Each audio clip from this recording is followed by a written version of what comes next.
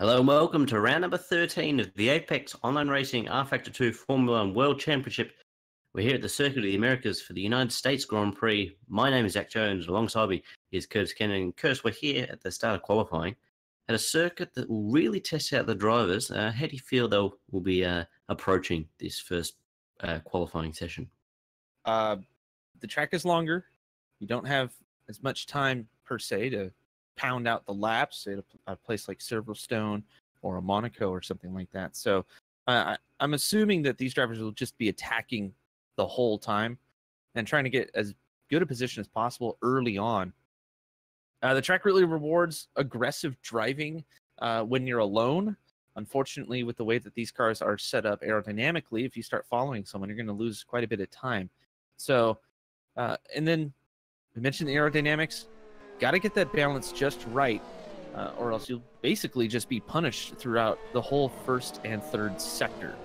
It's a big downforce track, but with that long straightaway and a lot of high speed, got to get that balance right. A lot of mechanical grip will be needed.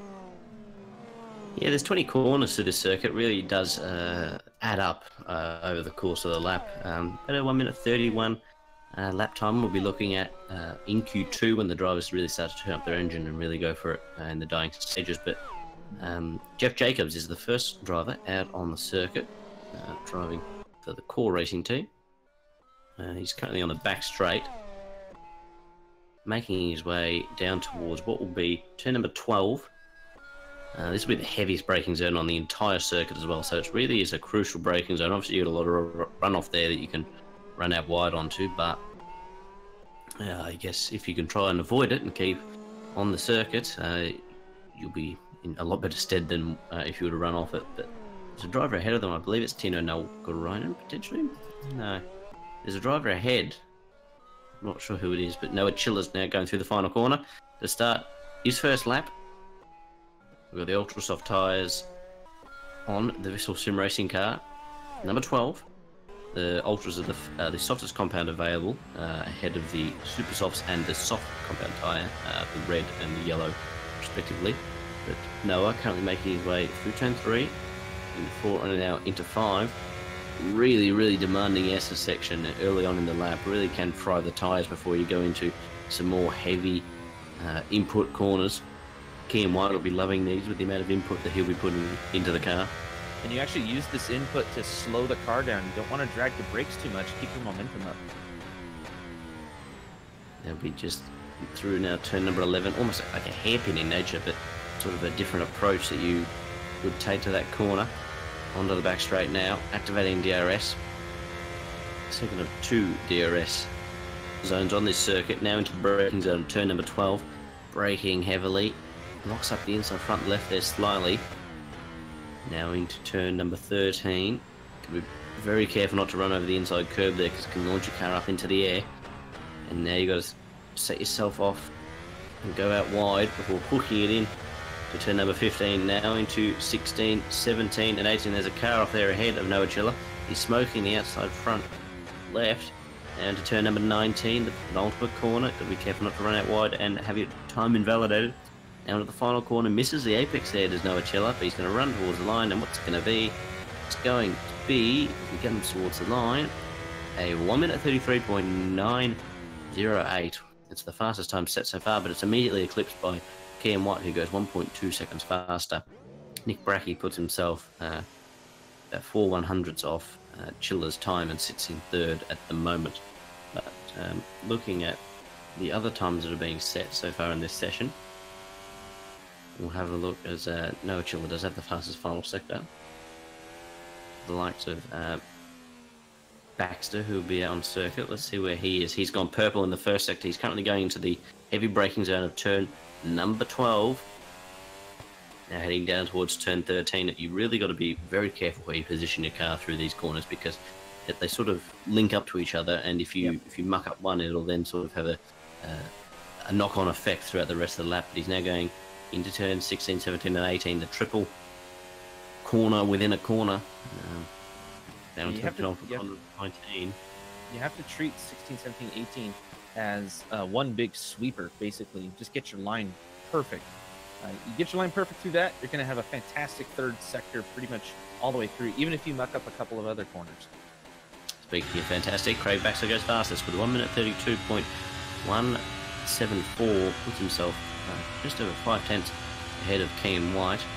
A few people got back at grids for infringements in the previous race last time out in Spa, so the likes of NinjaRider, Carpenter, even maybe Davidson. No, I think it's Carpenter and NinjaRider, the big names that are starting at the back of the grid for today's race, which means that all eyes will be on them at the early stages of the races. They'll be making their way through the field.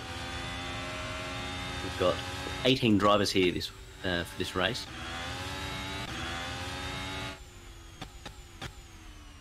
Yeah, a lot of drivers have kind of fallen off a little bit. This very grueling season.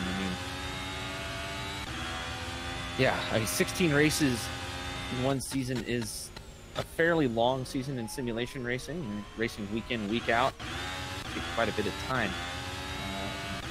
Especially trying to practice these tracks in just a week's time. Obviously, the real drivers do it in a couple of days, but they have all the experience. Most of us sim racers, well, we're not pros. I guess as well, it's a full-time job that during the week they'll go to the factory and drive in the simulator and learn the circuit, whereas some people may turn up mere hours before the race actually starts and they'll learn the track, get a setup together and get racing. And then you've got some people who are able to put as much time almost as the real Formula 1 drivers will put in, as they're testing different little things with the setup every single night. And during the day as well, if they've got the time, and it just sort of works together, and then by the end of the season you can really get a setup that'll be absolutely perfect. But Craig Baxter's now going around the final corner. He's going to be starting his second lap here in Q1. Activates the DRS, building up now to well over 300 kilometers an hour as he goes up the hill, the steepest elevation change, I'm pretty sure, all season. Braking heavily for turn number 1. He gets the car all nice and under control, doesn't spin the rears up like you would expect there on exit from turn 1. Now into turns 3, 4, 5. A quick complex coming at you. He's got a car ahead of him, which is giving a bit of dirty air as he heads through 7. Now into turn 8, and it was very, very close there to contact between Baxter and the car, and he backs out of it. He goes purple in the first sector, but he backs out of it. Yeah, no, that was actually a perfect execution throughout that whole set of corners. Even with the car in front of him, it was dead on. That's exactly how you want to take those corners. Bit of late apex here and there to set yourself up for the next corner, and all conservation of speed through the first sector of this track. It's looking very good. We were going to mention in warm-up, but we may as well start discussing it now. Craig Baxter is currently in a position this race to take home the championship, to wrap it up with 3 races to spare. He needs to Philip Kraus to keep the championship going. Philip needs to outscore Craig by 7 points in this race. Kieran Chadwick is his nearest rival, but Kieran is unfortunately not taking part in this race, so he is out of championship contention automatically by not being able to race, unless Craig Baxter DNFs or scores less than 5 points, because Kieran Chadwick's currently 70 points behind Craig Baxter, I believe. So it's looking very good if you're Craig Baxter, but the pace he's got at the moment, you would expect him to take home the win and take home the championship with 3 races to spare as we go to Singapore next up in a week's time. But the focus is now on the Circuit of the Americas. Kenyon White's just gone under half a tenth of a second off Craig Baxter's best time, as Craig's threatening the 1 minute 31s as he's making his way around into turn number 15, building up for another lap here with 3 minutes and 12 seconds left on the clock in this session. See if anyone's improving or doing any impressive times. Rasmus Andresen is sitting 13th, 20.38 in the first sector. It's about 9 or so tenths off where he needs to be in comparison to the rest of the field, as Craig Baxter winds his way around the final corner, builds up the DRS, activates it, and onto the main straight, building up to well over 310 kilometers an hour. Braking for turn 1, got to be very careful not to spin up the rears or lock the rears on entry, keeps it under control. Bit of a throttle application there on exit. Careful not to spin up the rears and make his way through 3, 4, 5, and into 6. Got to be very, very careful.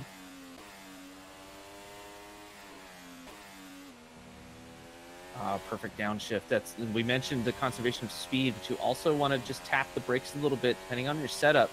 Use the brakes to set the car into the corner.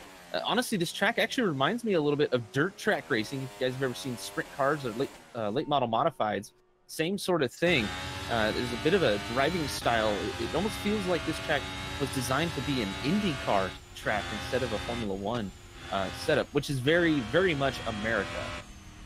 Well, I believe I saw that IndyCar were negotiating with the Circuit of the Americas to try and get a race at this circuit in the years to come. Obviously, they return to Laguna Seca next year, but the Texas Oval race was going to be potentially replaced with a road course race at this very circuit. That's IndyCar. Back onto the Formula One cars. Anyone improving, bringing impressive times. Evan Rice is on a 19.8 in the first sector. Let's see if he's currently on a time. He's back in the garage, so he's back out of it. Noachilla improves to go 4th with a time that sets himself just 7/10, nearly 8/10 of a second off Craig Baxter's best time. At the moment, as it stands, it's Baxter ahead of White, ahead of Krause, ahead of Chilla, Rice, Jacobs, Bracky, Shepherd, Van Den, Hudding, Cronin are the top 10. Ooh, Rice. Evan Rice sitting 5th. That's very good. It's good. The American racing his home Grand Prix in the KRT. Obviously, his teammate not taking part in today's Grand Prix, but he can hopefully have a fantastic home race and score some points for the Constructors' Championship, where they currently sit 3rd. Zesty Racing behind them and Sabre in front. Sabre obviously got both drivers here, and so do Defiance.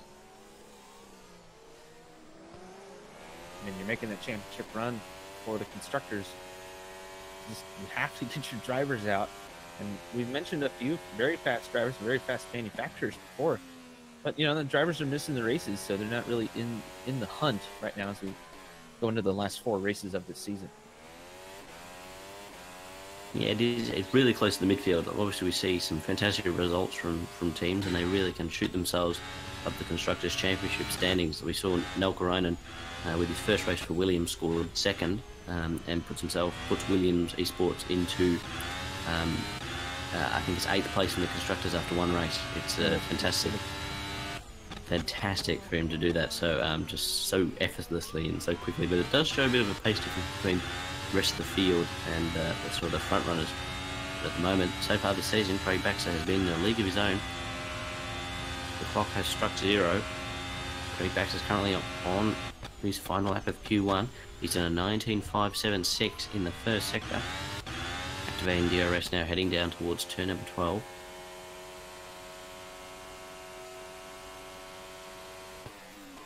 Kenyon White is on for an improvement at the moment. He's gone, makes his way towards the line now, and he backs out of it. So we've sort of jinxed him there.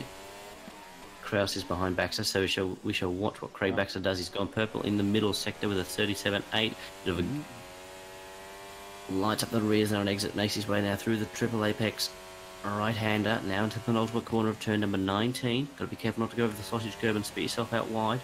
Seems to be all good for Baxter here as he goes through the final corner now. He's going to make his way towards the finish line. Activating DRS, runs towards the line. What's it going to be for Baxter? It is not, and it is an improvement. He puts himself into 1 minute 31s, and that is everyone out back into the grid. A 31. So it's Baxter. Oh my God, that's insane.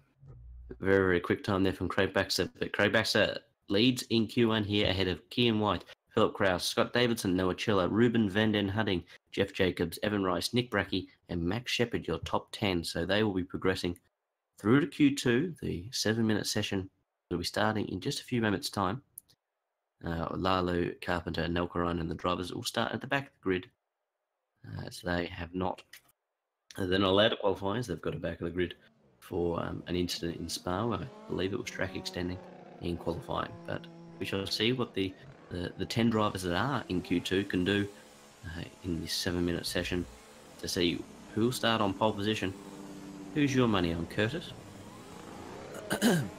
If we can't choose Craig Baxter, because it's kind of obvious he's flying around this track.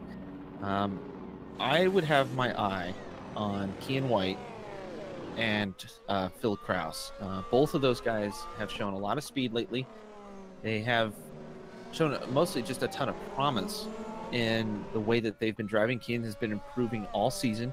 This is a track that kind of suits his driving style. If he can get the car set up right and able to control the rear end,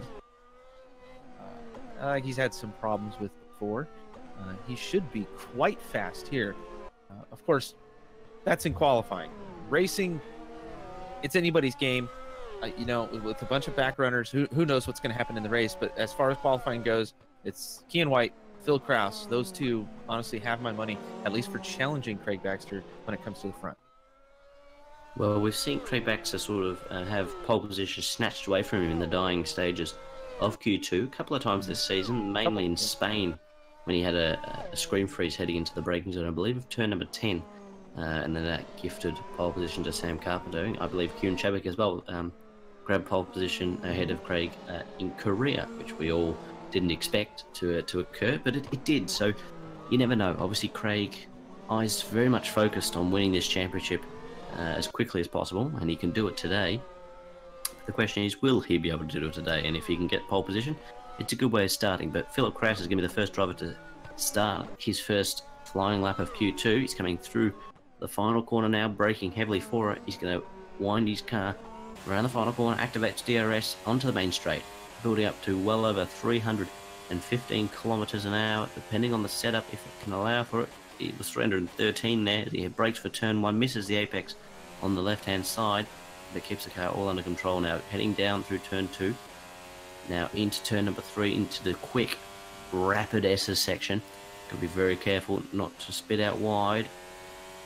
So he now goes through 6, now into turn number 7, and then turn out number 8 comes at you so quickly, as well as 9, that just corners constantly coming at you as he now heads down the hill through turn number 9, through turn number 10, sorry, now into turn number 11, a hairpin on the track map, but it's sort of approached a bit differently as he activates DRS for the second time this lap, heading down the back straight down towards turn number 12. 330? 330, are you going to see it? No, it was just 326 as he heads into turn number 12. Good apex there from Philip Kraus. He's gone purple in both the first and second sectors. Bit of a late apex there through 13, now through 14. Turn number 15 now. Got to be very careful not to spin up the rears on exit there as he heads into the triple right-hander. Perfect. Oh, nice and tight. Fantastic. Under control. Oh, he mucks up the penultimate corner there. Had to take a differing line than what he probably would have wanted to. As he heads through the final corner now, onto the main straight. Bit of a wheel spin on exit, but he's going to run towards the line. What's it going to be for Philip Kraus? It's going to be a 1 minute 32.2, which you'd imagine will be beaten by Craig Baxter, as Noachilla goes 1 second off that. Let's have a look. As Noachilla, we've got Craig Baxter currently sitting in 4th place. He's going through the turn number 15 now. He's heading towards the triple right-hander of 16, 17, and 18. He's going to be very careful not to wide there. Yeah, that was almost disaster for Craig Baxter. He heads through the penultimate corner, now braking for the final. What's it going to be for Craig Baxter? He comes around the final corner. He went purple in the first. He went green in the middle. What's it going to be? Is he going to come across the line? It's going to be 3rd. So Kenyon White currently on provisional pole position. He is 44 thousandths ahead of Philip Kraus, who is only then 6 thousandths further ahead of Craig Baxter. So the top 3 currently separated by half a tenth of a second. Jeff Jacobs, though, the Core Racing team, about to start his first flying lap of the session, braking for turn number 1, nails the apex nicely there.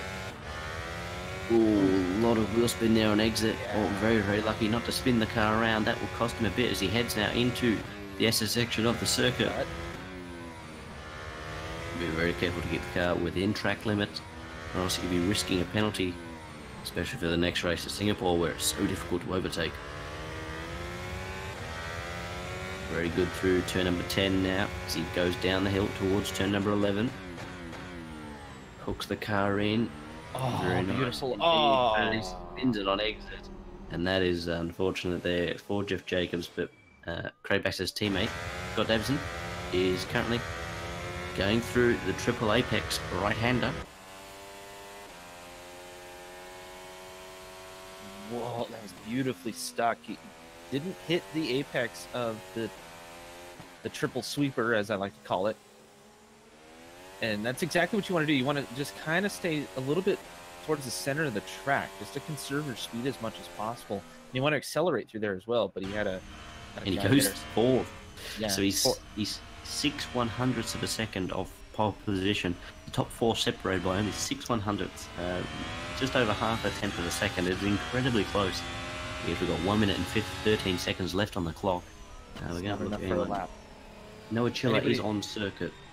Anybody in the garage right now will not be able to complete a lap and get back. Scott Davison's the only one that is in the garage at the moment. So Davison's done for today, fourth at best. But Noah Chiller's currently putting an assault on it. He's done a 19.7 in the first sector. He gets wayward there on exit. He does a 38.6 in the middle. That is a fairly decent middle from him thus far on this lap.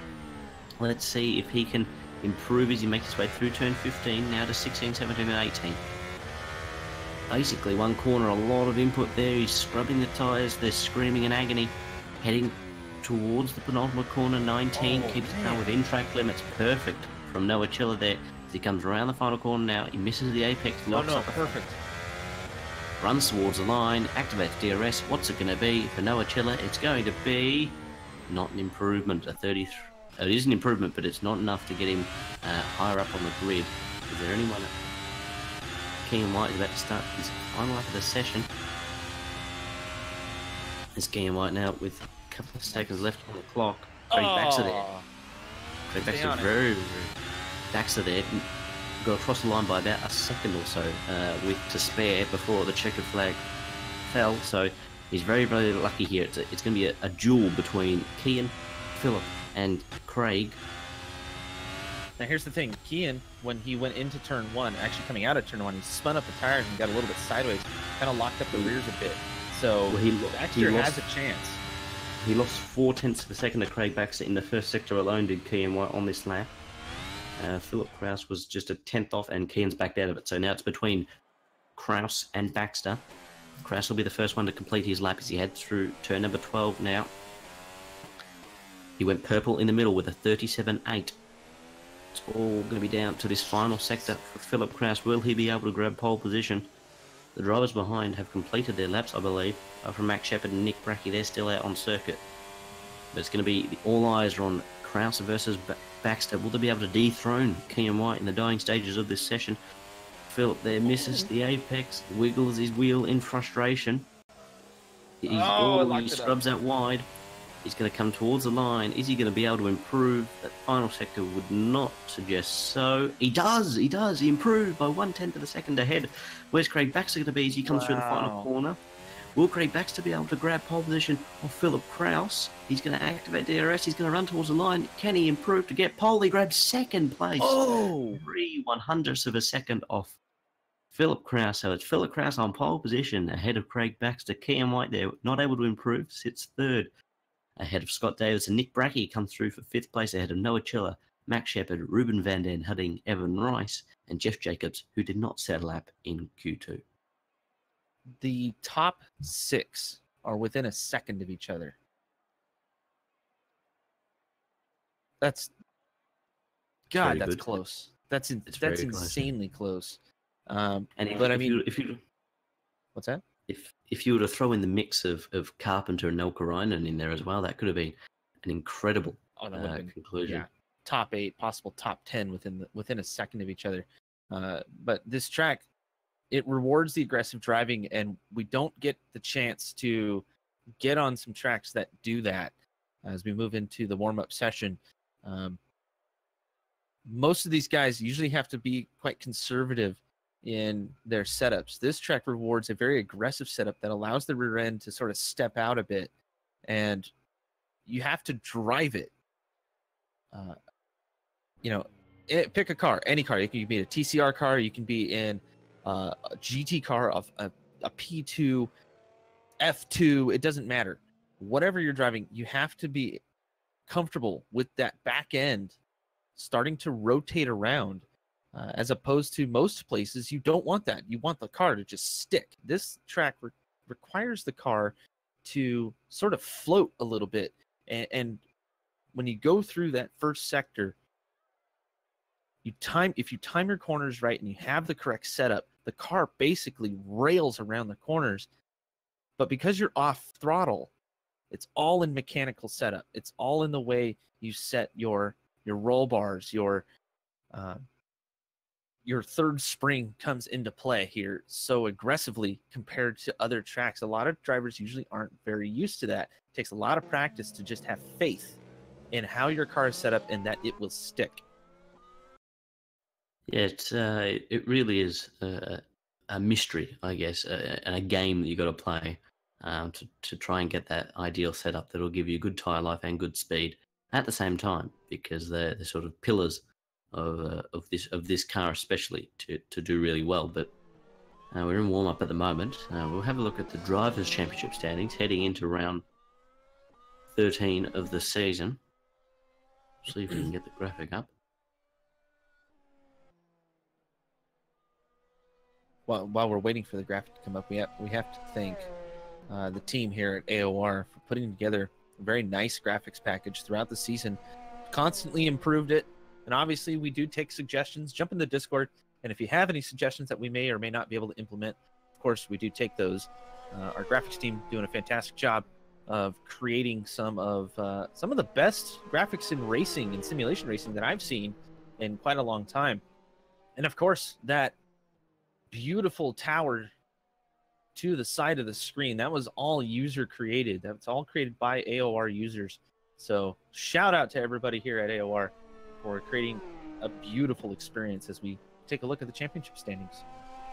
Yeah, so Craig Baxter currently sitting in first place with 252 points. He's exactly 70 points ahead of Kieran Chadwick, who sits in second but is not taking part in today's Grand Prix, which means that if Craig Baxter scores more than 5 points in this Grand Prix, that Kieran Chadwick will be out of championship contention mathematically, which means that it'll sort of be down to Baxter versus Kraus. But Philip Kraus, to keep the championship going to Singapore, has to outscore Craig Baxter by 7 points. So if Philip wins, that means that the championship will continue on to Singapore if Craig was to come second, and so on. But it's going to be a stretch. Obviously, the easiest way to keep the championship going is to win and to take points off Craig Baxter in the best way you can. Just behind them, though, is Sam Carpenter. Sorry, we've forgotten about him. He's mathematically out of championship contention, sitting 91 points behind with 161 points. Been a good season so far for Sabre, as they sit second in the championship in the constructors at the moment. His teammate, Kenyon White, sits in fifth with 79 points, just 11 points ahead of Tino Elkarainen, the Williams driver, who sits there with 68 points in sixth place in the championship. And then a further 18 points behind him, it's Scott Davidson, who's got 50 points and had a very difficult start to the season, but has now sort of set himself in a rhythm. Ninth, a sixth, and an eighth is some good points that he really, really needed to sort of stamp his mark on this championship. But just 3 points behind him, it's Evan Rice in the KRT, who got 47 points to his name and is looking fairly threatening to potentially to dethrone Scott Davidson in seventh place in this championship. Behind them, it's Ilatalo, 36 points to his name, 11 behind Rice, the Royal Blue, not taking part in today's Grand Prix. So you could see the driver behind him, Nick Brackey, who is racing for Zesty Racing, is 14 points behind. So a third place would do Nick a world of good and put himself up into the top 9 in the championship after only taking part in the past 5 races. This would be his 6th race. So it's very, very encouraging indeed. I mean, just taking part in the races has jumped him up 6 positions in the championship. A lot of did not starts, a lot of did not finishes, but just being here and having good, solid finishes. I mean, a 4th last race was fantastic for Nick. He had a fantastic race. An excellent double overtake on the Camel Straight on the Yeah, final lap against Carpenter and I believe Chadwick. Really put himself in a fantastic place to get that fourth place. and an exciting Uh, race too. exactly. If you haven't seen it, but after this race, go back and watch the Belgium race. It was a fantastic race all around. A little bit of bumping and banging, but really very clean and well done by all the drivers to keep it, keep it tame for the most part. I mean, it's Belgium. What are you going to do? Yes, that's the top 10 in the drivers' standings. If we want to go over now to the Constructors' Championship standings, we can see that Defiance Racing lead with 302 points, and they've got a fair old margin. They've got 62 points ahead of Sabre Racing, who's sitting second place. A further 11 points behind them, it's KRT, who were leading the constructors after a sensational 1-2 at Australia all the way back in March. They're now sitting third and 73 points off the leading constructor.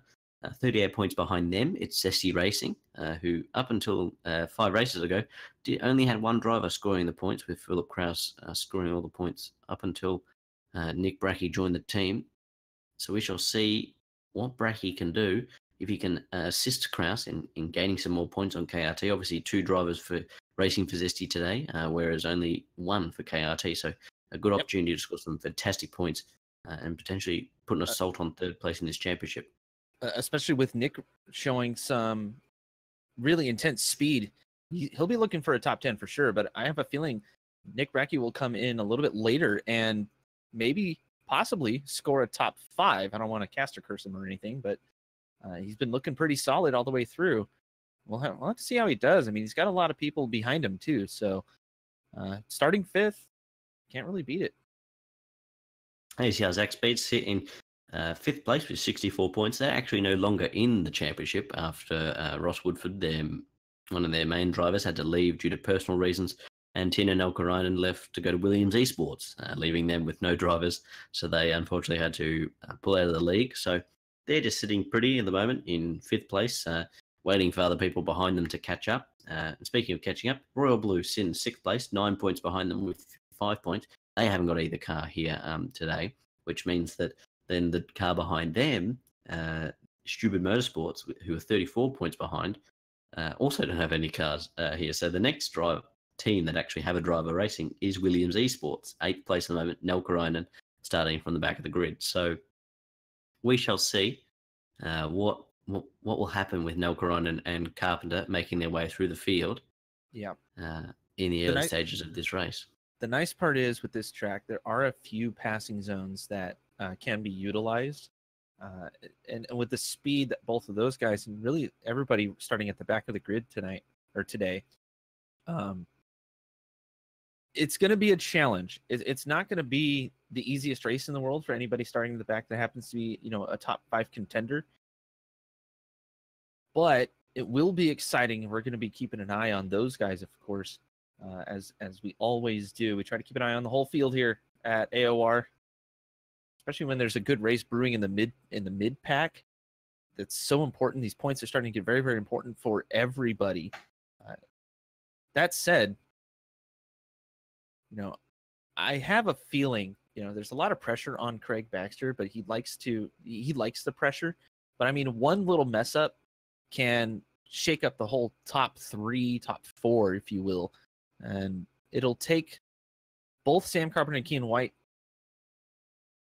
sitting 4th and 5th respectively, to have a fantastic race. I mean, they need to finish top 3 in order to be contenders, even in the Constructors Championship, even for their personal points, definitely. But in the Constructors, you want to shake it up a little bit. A top 3 for both of those drivers would completely blow this whole thing wide open. Yeah, it's all to play for, I guess. But rounding out the top 10, we've got Visual Sim Racing sitting in 9th on 17 points, the exact same amount of points as Drillers Motorsport, who also have 17 points. So that's the top 10 of the constructors. But as warm-up is now coming to a close, we'll be getting ready to go to the start of this Grand Prix.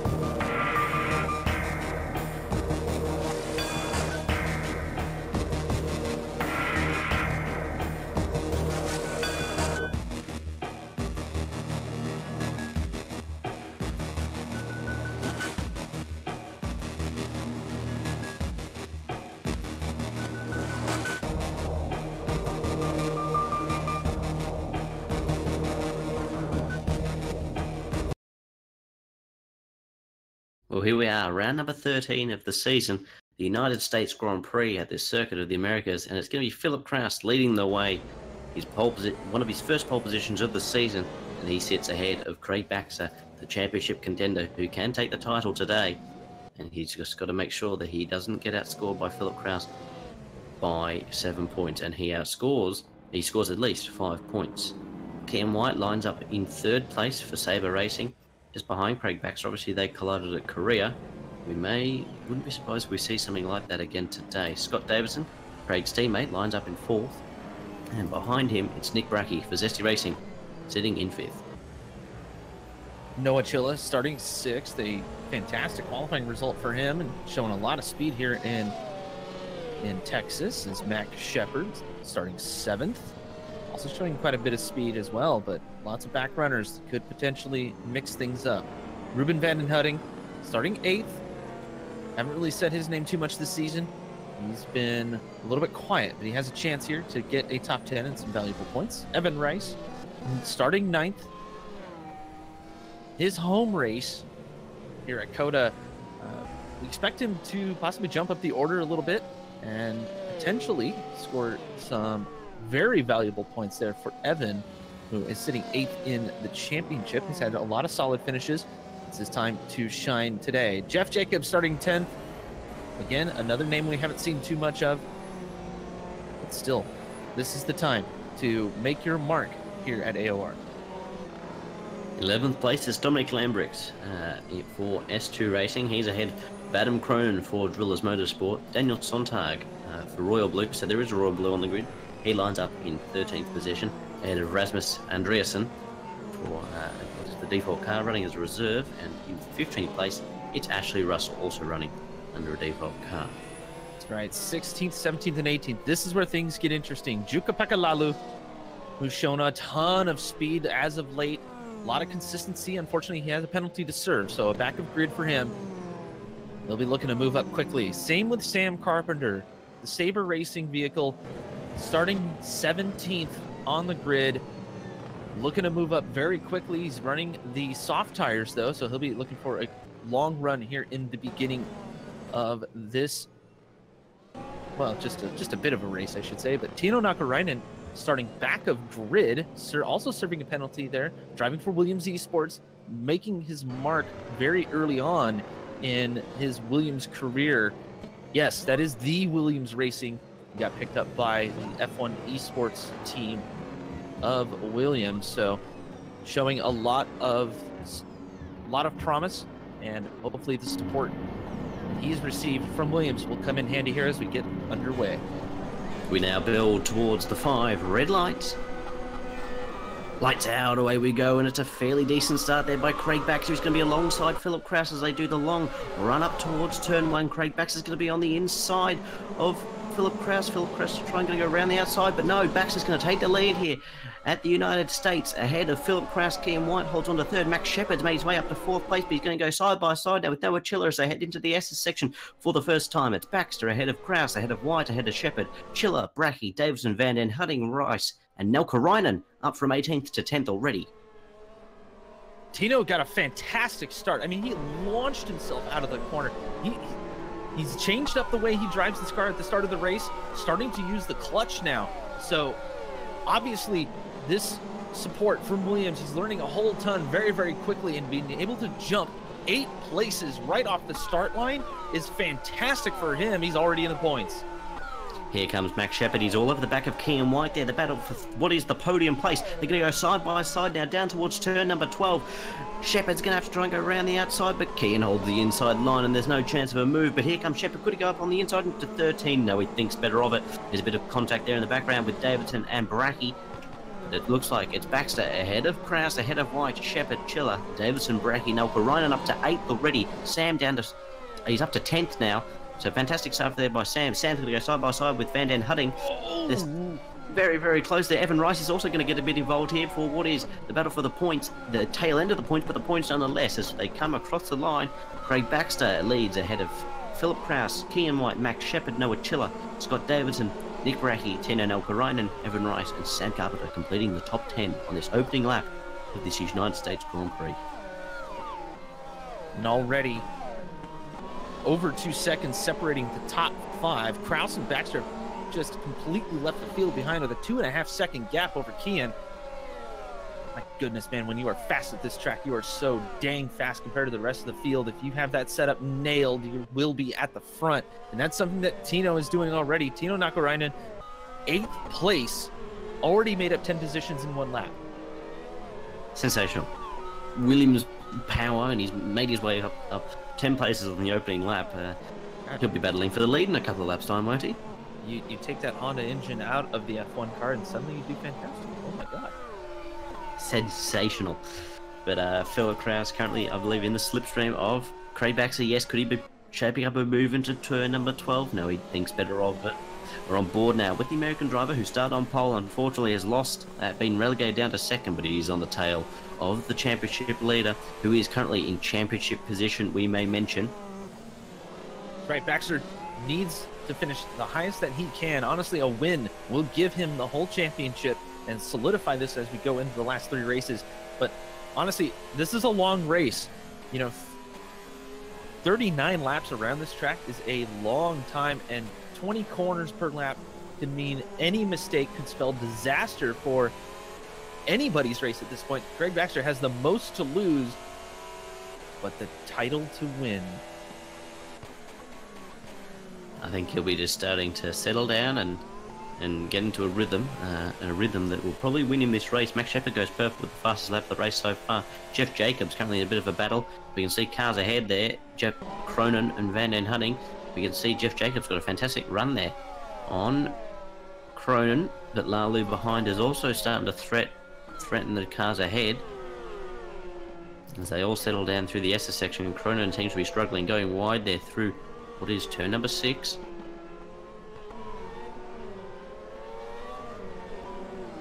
There's Philip Kraus now. He's on the back straight. He's in the slipstream. We could see a change here for the lead. He's going to have DRS, I think, because it's the 3rd lap of this Grand Prix. Here comes Philip Kraus on Craig Baxter. Will he go for the lead of this race? He sits in the slipstream. Will he make a move into turn number 12? No, he thinks better of it. Not close enough to make a move this time round, but he closes up a lot under braking. The same with Shepard and White. They're also nose to tail as they head through this 3rd sector. You have to be so careful when you're in the dirty air of these cars through this 3rd sector. It requires a lot of downforce. And I mentioned the mechanical grip, something you have to have so much of in the 1st sector. But the 3rd sector, when you're in traffic, becomes immediately apparent who has the better setup. Don't want to scrub the speed like you do in the 1st sector while you're going through that 3rd part of this track. You have to keep your speed up. It's almost like a completely different track when you get on to the last part of the course. And honestly, it's going to come down to nerves. Whoever can keep their head straight throughout this whole race will do very, very well as we move into, I believe this is the 4th lap of the race. Yes, Nakarainen up to 7th place. A fantastic move there with Bracky up on the inside into turn number 1. A straightforward move with DRS. That means that now Nakarainen's gained 11 places on this opening 4 laps of this Grand Prix. As we can see, Jeff Jacobs is pretty close to the car ahead of Adam Cronin. Here comes Lalu though. Chukapeka Lalu versus Jeff Jacobs. This could get tasty into turn number 11. Lalu's going to try and go down on the inside with a late braking maneuver. Oh, so close to contact between the two of them. Let's see what's going on at the front though. Shepard is closing ever so much on Cam White. White seems to be struggling, you would think, on his tyres. For Shepard, who didn't really have much pace at all this season, seems to have come alive here in the United States. As we've got Nel Karainen closing up on Noah Chiller. He's going to go down on the inside. Is the Finnish driver on the German. This is very audacious here from Nel Karainen. A bit of I guess, not caring at all, a carefree approach to this Grand Prix in the opening stages, and it really has worked. He's up to 7th place after starting 18th. Chilla went off course. As Noah Chilla goes off the circuit. But here comes Nick Bracky. Bracky looking threatening here on Nakarainen because of that getting backed up there behind Chilla. Would also allow other cars to close up. We should also mention that Nakarainen starting on the super softs as opposed to the ultras like the cars around him. He's managed to get himself up this far. I'm sorry? Lalu and Jacobs going side by side. There was a bit of contact between the two of them. He tried to go up on the inside into the S's section. That was very audacious there from Jukabeka Lalu. It's guaranteed to crash at that point. Almost contact between the two of them. Nalkarainen looking threatening here on Chiller. Will he make a move into the hairpin? No, not this time around, but he's going to set himself up for a fantastic DRS maneuver. Look at this gaggle of cars. We've got 4 or 5 cars all battling for position. Max Shepard's in the slipstream and the DRS. Max Shepard's going to try and go down on the inside. No, he thinks better of it. He sort of duped us there, but let's see what Chiller's going to be under threat. Yeah, he's going to try and go down on the inside, and Nalkarainen almost runs Nalkarainen off the circuit, but they're still going to be side by side now as they head into turn number 13. No, there goes Chiller off the circuit. He loses another position there to Bracky, but here comes Carpenter, who wants to make up a few positions. He's going to try and get both Rice, and he's going to try and go around the outside of Chiller as they go through side by side through turn number triple apex corner, but no, Chiller holds on, I would think. Yep, no chance of a maneuver there between the two of them. And that came down to tires more than anything. Sam Carpenter running the running the softs as opposed to the ultras of Chilla, but honestly, Chilla's basically held up this whole gaggle of cars. I mean, you see how much distance here comes Carpenter. Tino and Bracky have put on. Oh, there's contact between the two of them. Carpenter tried to go up on the inside and make contact, and that now allows Evan Rice to almost go up on the inside of Chiller as well. They're going to go side by side now into the SS section. Here we go, into the SS section. It's going to be, wow, it's going to be Evan Rice who's going to pull ahead. What a fantastic maneuver there by Evan Rice to pull ahead into the SS section. He now moves himself up into 8th place in this Grand Prix. A fantastic decision there by Noah Chilla. He heated up his tires. He's running the ultras, and these tires are so prone to heat deg. You want to keep those tires for as long as possible. No Chilla, a good idea to back out of that one. Take the race to him later. Here comes Shepard, though. He's going to be in the slipstream and the DRS of Kenyon White as they head down towards turn number 12. Will be close enough to make a move this time. He's going to go down on the inside under braking. Will White defend it all? He's going to throw back at him. The switchback maneuver has worked well. They're going to go side by side into turn number 13. White's going to try and go around the outside as they now make their way through the twisty bits into turn number 15. Here comes Davidson, though. Oh, no, not close enough this time. Will Max Shepard go up on the inside into the triple apex? No. Man. Happening is getting incredibly close. We've lost Dominic Lambrex on a side note out of this Grand Prix. That's unfortunate for him, as there goes Davidson off the circuit. Let's see if Max Shepard's going to be close enough to make a move with DRS this time round. Onto the main straight, activating DRS into the slipstream. We're on board with the British driver now, making their way up towards turn 1. Will it be a dive bomb move into turn 1? No. Too early in the Grand Prix to be thinking about doing that. Turn 1 is the worst place to dive bomb anyone.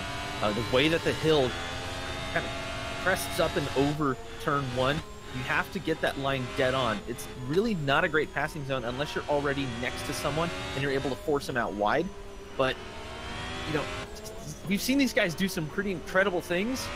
It wouldn't surprise me to see someone try it at least, but if they can keep it clean, it will stick. The problem is you're going to lock up the fronts. Every single time you lock up the fronts when you start doing moves like that. Oh, that was close. Man, he managed to keep it up, though. He almost spun the car around there, but here comes Shepard. Look who's lurking in the background. Tino Nalkarainen's already catching Nalkarainen.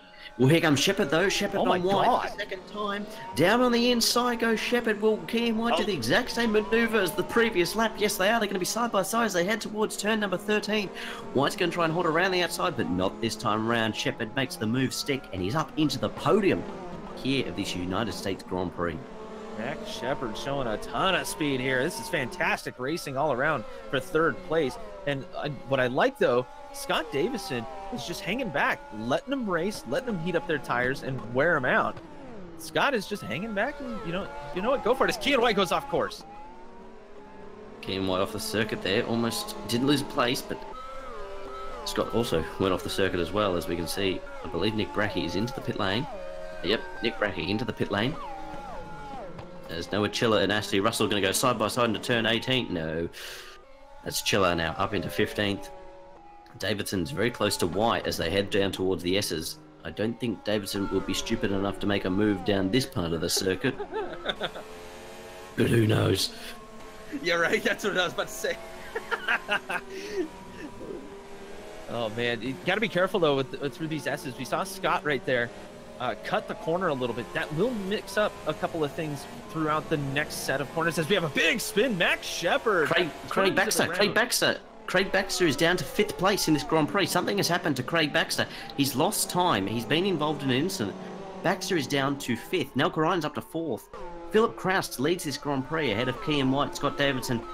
Shepard has been involved with something with Craig Baxter, I believe. I'm going to have a look at a replay here to see what's happened to Craig Baxter, because something has unfortunately happened. Craig Baxter has just lost it on his own there over the curb, has spun round out of the lead of this race, and is now down in what is 6th place in this Grand Prix. Max Shepard unfortunately involved in a collision with Craig Baxter, I believe, when Craig was rejoining the circuit, because Shepard was up to 3rd and is down to 7th. So something's happened there. Kraus leads ahead of White, Davidson, Nelka Ryan and Carpenter. So the people who started at 17th and 18th, 4th and 5th at the moment. We said they were going to be fast. We said they were going to make their way up the field. Didn't expect this early, though. Davidson pits. Scott Davidson comes to the pit lane, promotes Nelka Ryan onto the podium. At the moment, the championship will roll on to Singapore, as Craig Baxter is into the pit lane as well, I believe. Yep, Craig Baxter is coming to the pit lane. Yep, so unfortunately, that spin's unfortunately given him a flat spot. He comes out on a set of soft compound tyres, the hardest available. His teammate also in the pit lane, and it's going to come out ahead of him. Now, Scott might have fried his tires just in the battling more than anything, but with Craig Baxter, honestly, straight up, the spin, he probably thought that the tires were done. They were getting probably close anyways, so you might as well come in and change them out. I mean, we've only done, what, 9 laps of this race, so... I was just seeing that Kenyon White's lost 2 places. Nelka Ryan and Carpenter up to 2nd and 3rd respectively. 7th and 18th on the grid. 17th and 18th on the grid, sorry. 2nd and 3rd at the moment as it stands on the racetrack. As Nelka Ryan 4.4 seconds behind Philip Kraus. Sam a further 2 seconds behind him. But it's incredibly close. Max Shepard, Evan Rice are going at it here. Evan Rice with a lock-up has moved ahead of Max Shepard. Let's see where Craig Baxter is. He sits in 10th at the moment in the slipstream and the DRS of Nick Brachy. The Zesty Racing car sitting in 9th at the moment. Number 98. 99, sorry. Craig Baxter. Oh, that's audacious. A dive bomb and a half down on the inside. Brachy covers it off though. And will Craig go for the what? He seems to be getting incredibly desperate, is Baxter, here to try and get this championship wrapped up. Here he goes, down on the inside into 15. A typical move there by Craig Baxter. Brachy, though, not giving up. He's going to go try and go side by side with him here into the triple apex corner. Brachy's going to have the shorter line. Baxter's going to be having to be hanging out to dry there. And they're still going to go side by side into the penultimate corner. This is going to end in disaster. Brachy goes off the circuit. Baxter, I don't know. I think that rubbing is racing as Philip Kraus comes to the pit lane. Sure, rubbing's racing, but when you're forcing someone off a line, I don't know, that's going to have to be reviewed. We'll have to see, but now that means that Craig Baxter's up to 8th, and he comes out behind Philip Kraus. So Philip Kraus is the effective race leader. Nelka Ryan and Carpenter are 1-2, starting at the back of the grid. They now lead this Grand Prix ahead of Evan Rice, Max Shepard, Lalu, Kraus, Davidson, Baxter, Brachy, and White complete the top 10. We should talk about Scott, or Sam Carpenter, I should say. The way he hooked up with Tino Nakarainen, once Tino got a little bit held up, making his way through 8th and 6th place, give or take, Sam caught up to him and they kind of just linked up, took themselves up to the lead. Absolutely fantastic race strategy coming out here in the early stages. But as we move into the middle, Sam and Tino will need to pit here soon, I'm sure, within the next, I'd say, 4 or 5 laps. That should shake things up again. Oh man, we thought this race was going to be insane with all these front runners running at the back of the field. Not like this though. This is turned into a barn burner here in Texas. Chiller now under threat, attacking Kenyon White. You may suggest there might be some damage there to Kenyon White's car, because he seems to be struggling a little bit. He's starting to pull ahead though as I say that. Van Den Hutting onto the back of Chiller for what is 11th place in this Grand Prix. Kraus on Lalu as they head through what is the final corner onto the main straight. Kraus with slipstream and DRS will make this a fairly easy move as Evan Rice and Max Shepard are into the pit lane. Davidson as well, I believe. And Philip Crass goes down on the inside of Juka Bekalalu and up into third place in this Grand Prix, 14 seconds off the lead, but obviously the top two are yet to pit. Yeah, Lalu was smart on that. Kraus, obviously, quite a bit faster than Lalu, but you know. Oh, sorry. Oh, Van den Hutting and Rice are going to go side by side now into the Estes section. Oh, who's going to give up? Evan Rice yields and lets Van wait a den minute, Hutting no, go. but that was a cut. Van den Hutting totally cut that corner. I mean, honestly, this sector of the track is very much about timing. You mistime a corner and you cut. I'm surprised he doesn't have a penalty right now, but we'll see. That's obviously going to be reviewed. Yeah, that's interesting.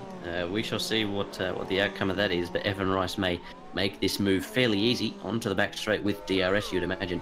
It might be a fairly straightforward manoeuvre.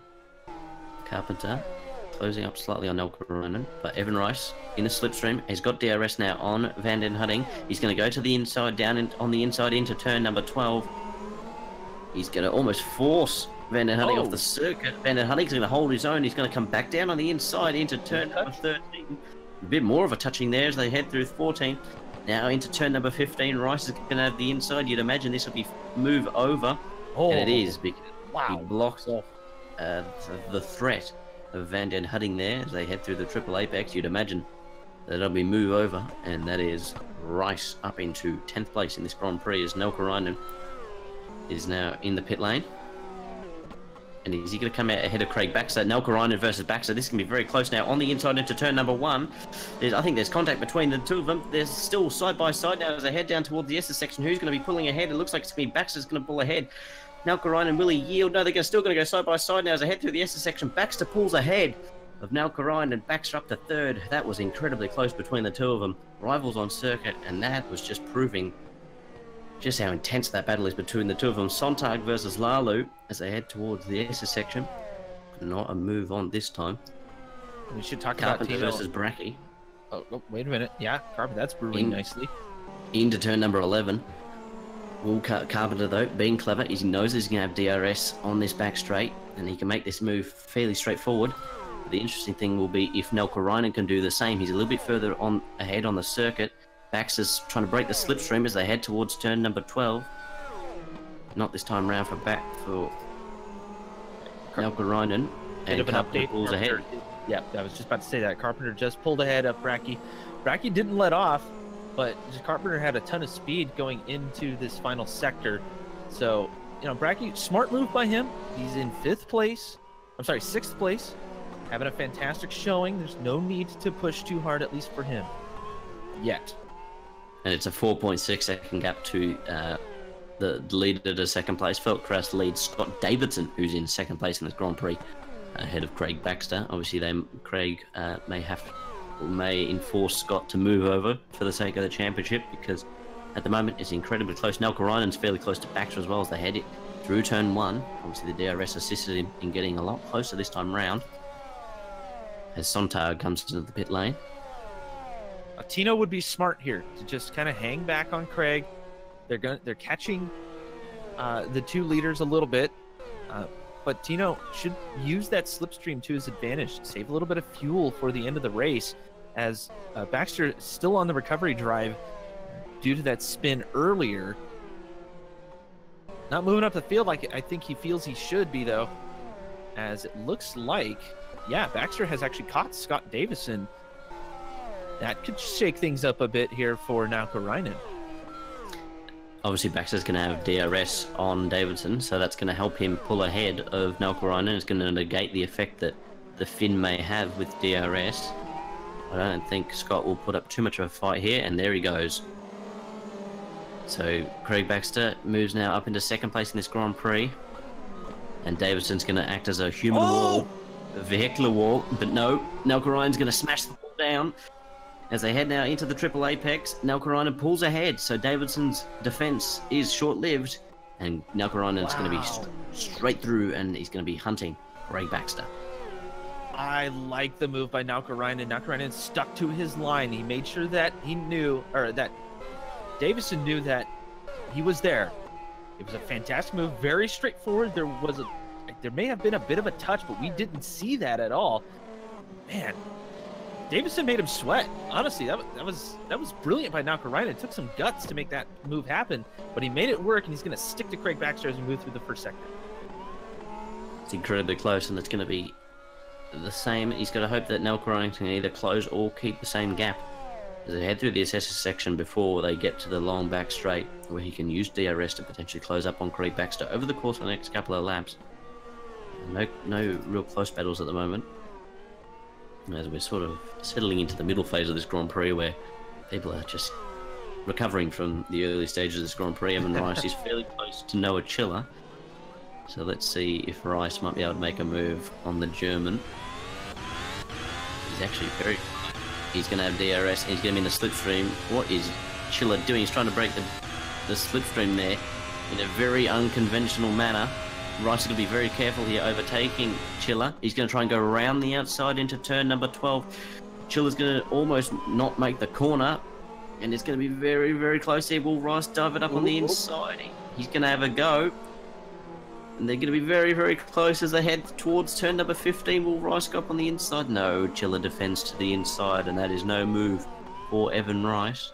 That now plays into the hands of Max Shepard, who'll be closing up behind as well. A bit unorthodox there by Noah Chilla as he moved through the backstretch of that whole sequence of events. Just breaking slipstream more than anything, and all legal. Didn't do anything illegal. Evan Rice wasn't quite close enough to make a move, but he might be able to here coming into the first turn. Not quite close enough, unfortunately, there for Rice, but he did close up using DRS. And it looks like Adam Cronin. So Scott Davidson is out of this Grand Prix. Scott Davidson is out of this Grand Prix. I just caught it in the corner of my eye. I'm just going to have a look here to see what happened. Oh! What? There's been a bit of lag. I like the 2 strikes. And unfortunately, Scott Davidson is out of this Grand Prix after what can only be described as a... But so is Tino. Uh-oh. And Jeff Jacobs. So we've lost a few races in this Grand Prix after what is a SpaceX launch. That's as Tino O'Brien's lost his rear wing and has lost his engine. Jeff Jacobs, I think, has retired. Retirement is unrelated to theirs. That's correct. But Noah Chilla and Max Shepard are underway right now. Speaking of battles on the track, Evan Rice looks like he got past Max Shepard, looking to take the position back, but he's under attack here by Noah Chilla. Noah trying to follow him through. As Kenyon White is fairly close to his teammate Sao Carpenter. Team orders? I would think so.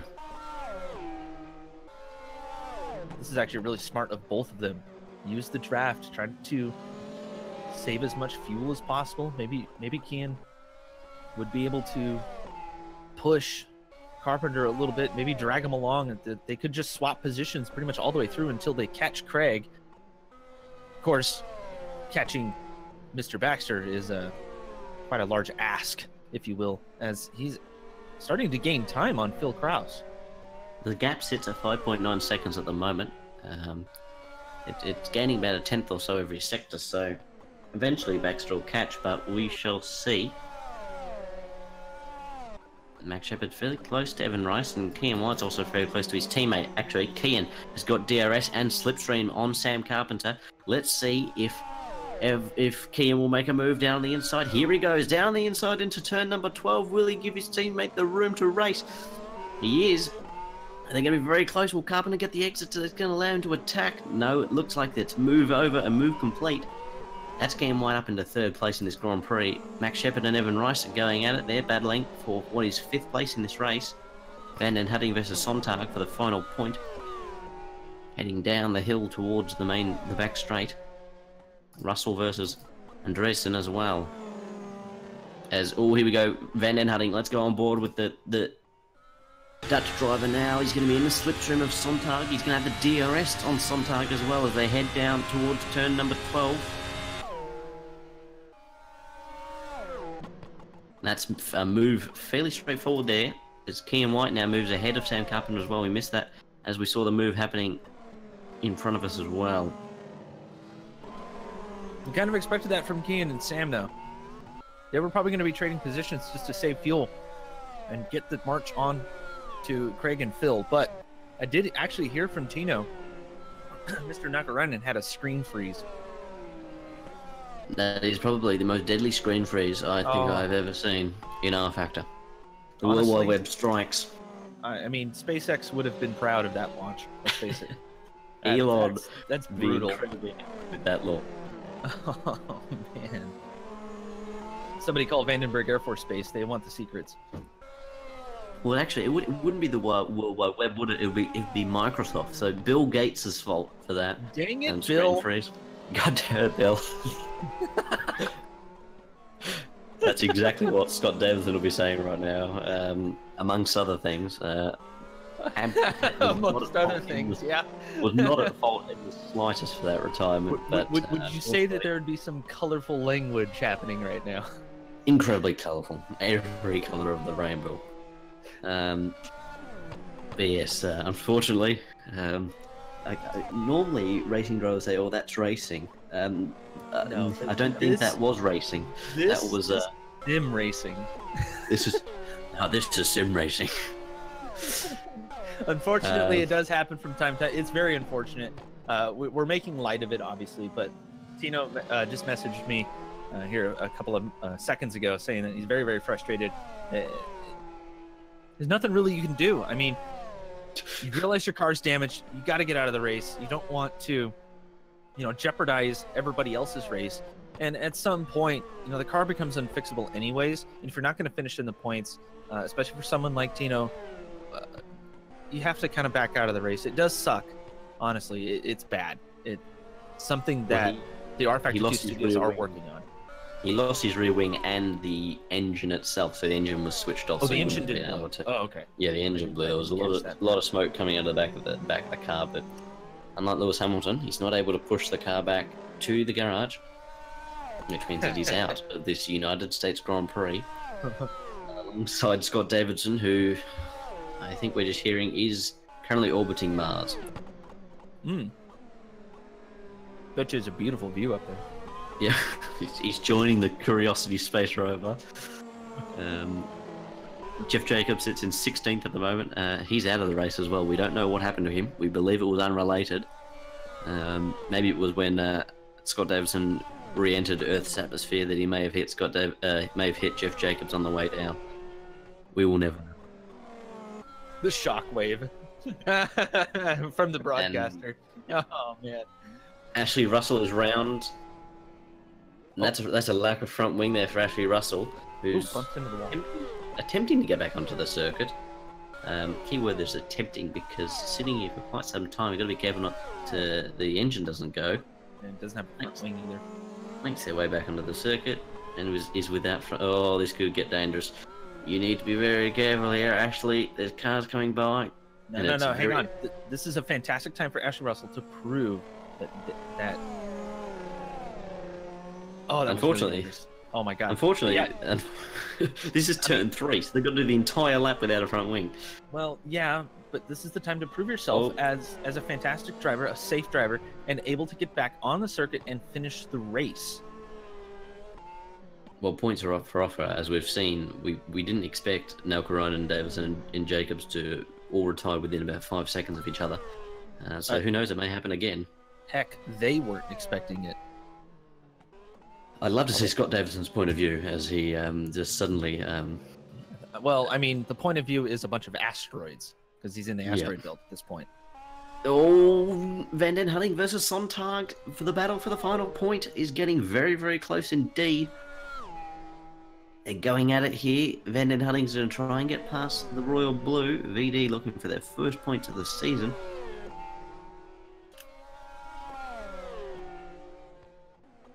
We shall see as they head into turn number 10. Oh, there goes Van den Hutting. Round he goes.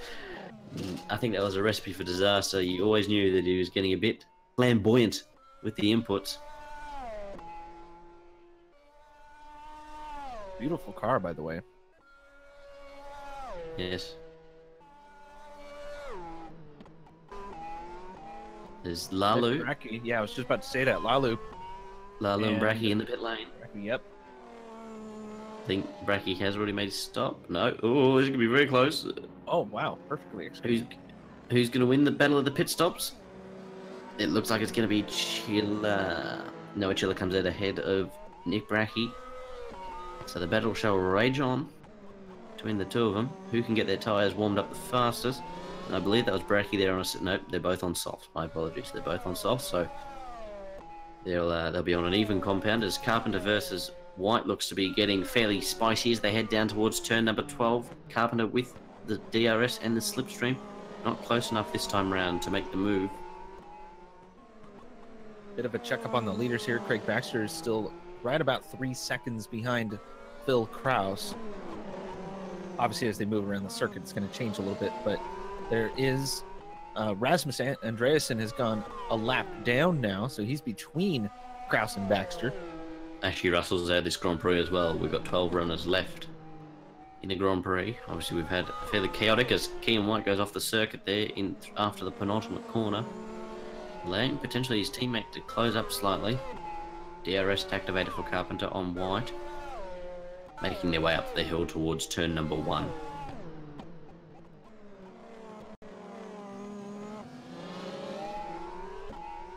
I like the wide line there through turn 1 there by White.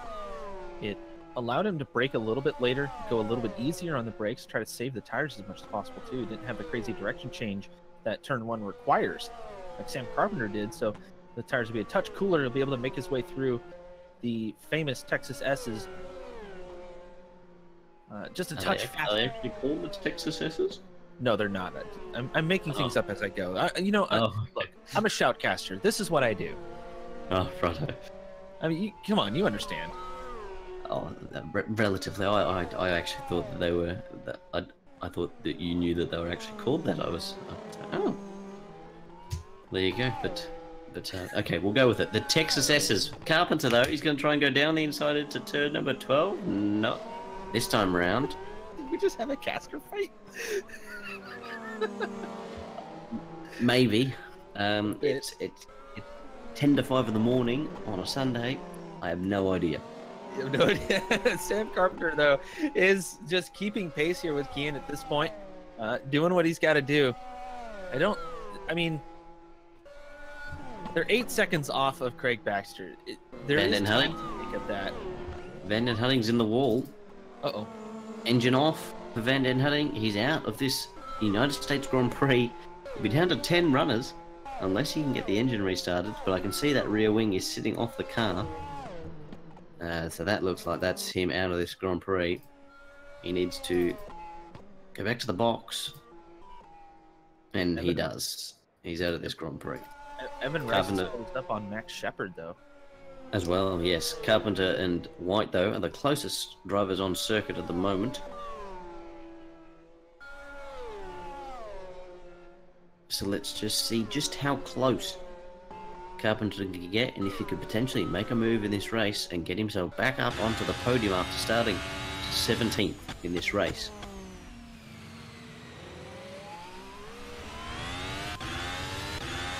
And more with the Sabre driver now, sitting behind his teammate.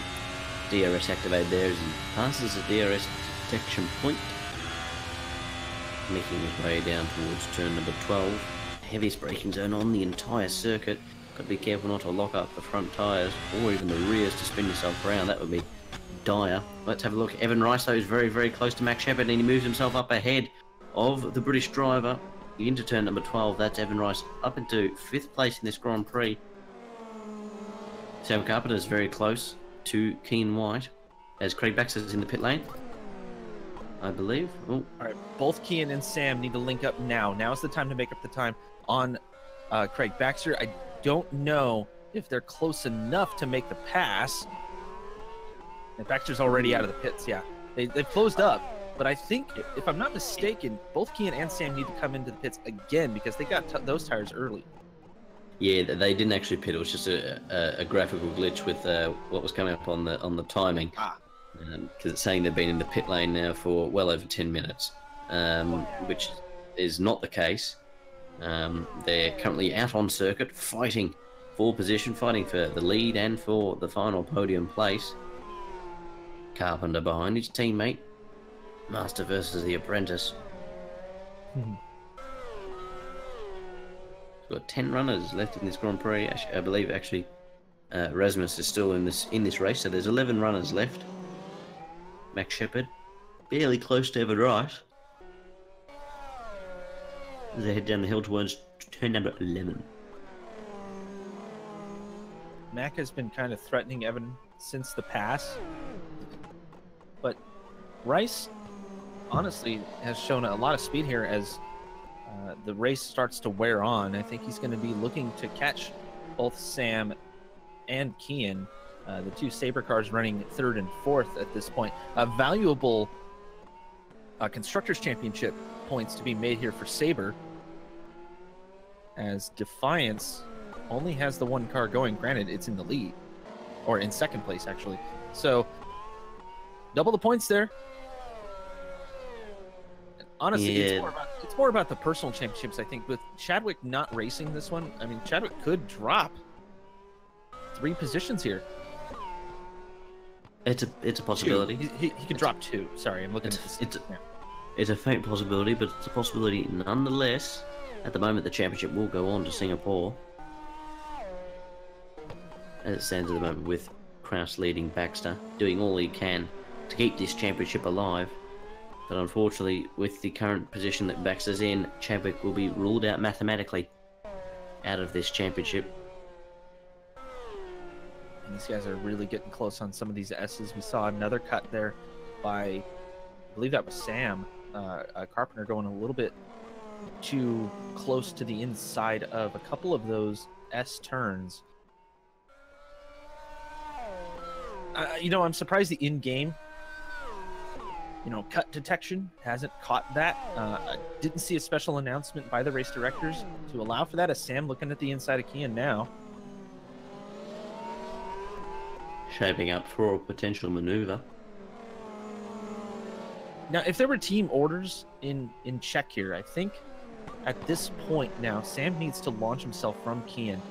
Get those couple extra points, as Sam is ahead of Kenyon only by 1 position, but Kenyon is so far behind on the tally that it would be a good idea for Sam to go ahead and pass Kenyon. Granted, Sam is saving all kinds of fuel, so there's that. As both first and second in this Grand Prix are in the pit lane. Do we have a catch-up? Craig Baxter looks like he's caught a heap on Philip Kraus, but it's the two Sabres lead. Two Sabres lead now, as Phil Kraus was in the pits as well as Craig Baxter. Now we have a shakeup. That is the strategy that both Sam and Kenyon were looking for, as Sam getting very close to Kenyon White now as they challenge for the lead. The two Sabre cars have to be man, they have to be so careful. They don't want to touch at this point. 15 laps left in the United States Grand Prix here for Apex Online Racing's F1 World Championship with rFactor. It's getting close here. Kenyon locks it up as Bracky now challenging Mac Shepard. Through the S's. Yeah, through the S's, but the closest race right now is Sam Carpenter on Kenyon. The lead. Will Carpenter go for a move? No, he thinks better of it. This is really starting to hurt his strategy, because Philip Kraus and both Craig Baxter and Philip Kraus will be starting to close up on these two and really ruining any chance for one of their cars to win this race. Because as it stands at the moment, a Sabre car has not won a Grand Prix this season. 3 teams have won one. At least, Sabre aren't one of them. Yeah, we had KRT win a couple of times. Zesty has won a couple of times. And then, of course, Craig Baxter for the Defiance. In comes Kenyon into the pit lane. But look how close Philip Kraus is on Sam Carpenter. So Sam's here's going to try and run away, but Philip Kraus might be looking to make a move down on the inside into turn number 1. No, he's going to think about going for a fantastic line and potentially a run. Oh, wild on exit there from Kraus. Ruin any chance of him being able to make a move here before the S's, but he's going to be no tail with the car ahead as he heads through 5, 6, 7. hill. Incredibly close. Kraus just lurking, filling the mirrors of Sam Carpenter at this point. Sam is not one to get rattled. He's usually the one doing the rattling, you know, with his saber and such. Yes, he runs wide. Kraus makes the pass. He's going to have DRS too, I believe. I think to be side by side now as they head onto the back straight. Will Kraus pull into the DRS? He's got the DRS. He's going to be side by side with them as they head down towards turn number 12. And that's Kraus back up into the lead of this Grand Prix. And that gives him a bit of breathing space to the car behind that he's fighting for this race win and for the championship. Craig Baxter. Speaking of Craig, sitting in third place, kind of lurking back there, allowing the race to happen between Sam Carpenter and Kraus. Sam does need to come in for tires, though, with 14 laps to go. He could gamble with some super softs, have a little bit more grip. Yeah, he's going to dive into the pits. We'll see what he does as Baxter now inherits second place. Lalu's way behind. So shouldn't be under threat there. Although Kenyon has now found himself in fifth place. Kraus up to the lead. Baxter into second place. Baxter has actually gone purple, a 35.2. This will be interesting where Sam Carpenter's going to come out in relation to his teammate and Jukabeka Lalu, because Sam deactivates the pit limiter. He's going to come out what looks to be behind. He's both him and his teammate Lalu here holding an absolute train of cars behind him. The Sabres attacking the Visceral Sim Racing car here. He'll be seeing double, and he is right to see double because both Sabre cars are within a second behind him, battling for what is third place in this Grand Prix, the final podium place. Obviously, Lalu, I think, is on a different strategy. That is a whole lot of blue to fill your mirrors, my goodness. Yes, it hurts my eyes.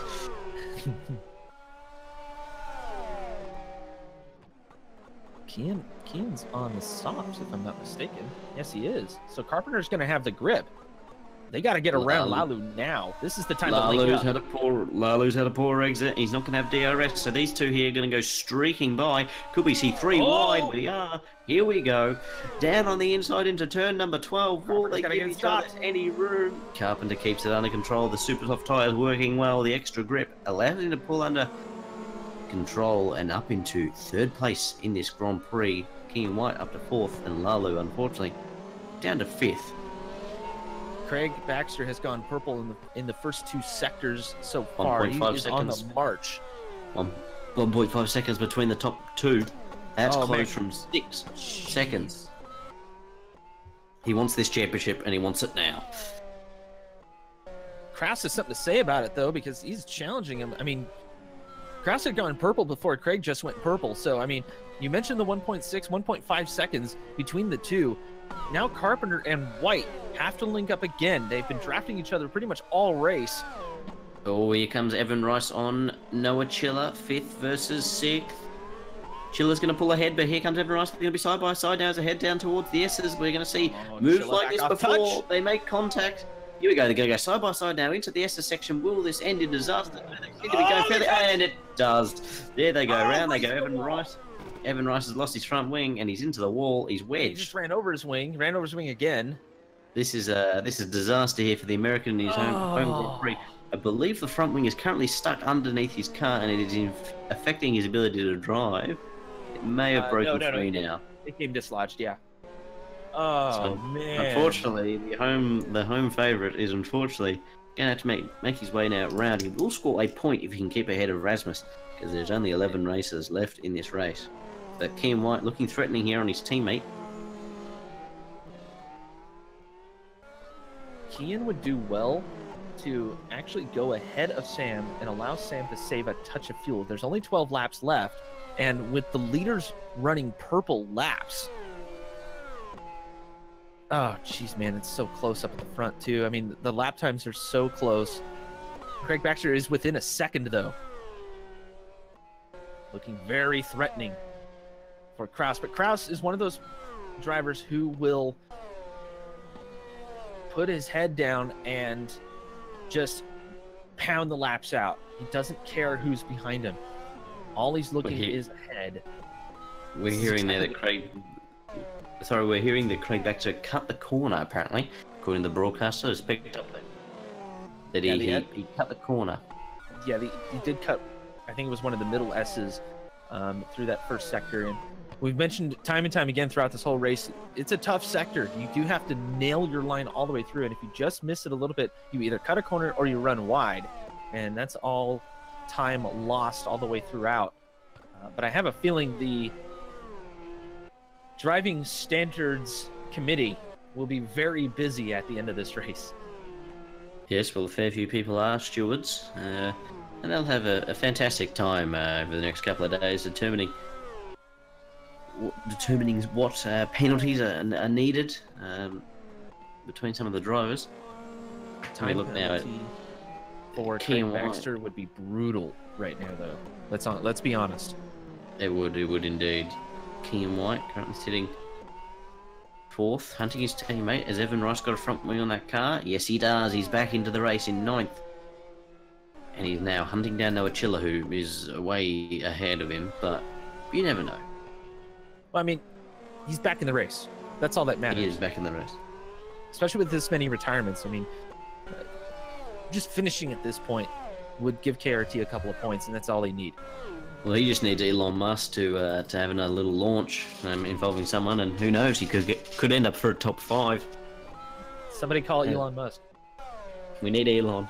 We need another Williams booster rocket.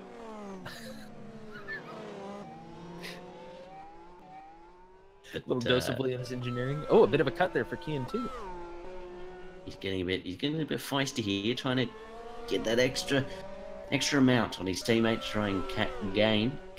Baxter is closing up and is almost within DRS range of the Zesty Racing car leading this race, the American, his home Grand Prix, fighting to keep this championship alive. As Kenyon White is in the slipstream and in the DRS range of his teammate, he's gonna have it. Carpenter's gonna try and break the slipstream. Will Kenyon White be brave enough, be bold enough to make a move? He's gonna try and go down on the inside into turn number 12. What a move there by Kenyon White. His teammate seemingly defenseless, and he's not able to make a move past. My apologies. Here he comes down on the inside. Oh, what a move there by Carpenter. They're going at it. He's up like a salmon. He's Carpenter, and he's up into third place, the final place on this podium. And this is where Sam Carpenter needs to be. Want to keep this championship as close as possible. Kenyon making it interesting, obviously, but with Sam on the softer tires, he needs to not burn them up, number one. He's got 10 laps to go, 9 laps to go now, and just to get to the end of the race. Kenyon, this is not smart, man. You got to let your teammate through on this one. He has the lead on you in the championship points. He needs these points much more than you do. I mean, granted, they're racers. They want to race you, and you might as well race your teammate because you have the ultimate trust, and at least they're having some fun out there. But at the end of the day, Sam Carpenter needs to finish ahead as again, another cut through that corner. The closest cars on the circuit at the moment are these two. And then it's Baxter and Krause. Baxter's just about a second behind, depending on where they're at in the course, but just waiting for that DRS to become available is Baxter. Krause is doing a fantastic job, honestly, of just managing this gap. Baxter's sitting on the softs. He might have to come in for some ultras. I don't know. But that's Kenyon White back up into Kenyon White back up into third place in this race and to move into turn number 12. What a move! All this is doing for Sam, honestly, is just burning up his tires. Indeed.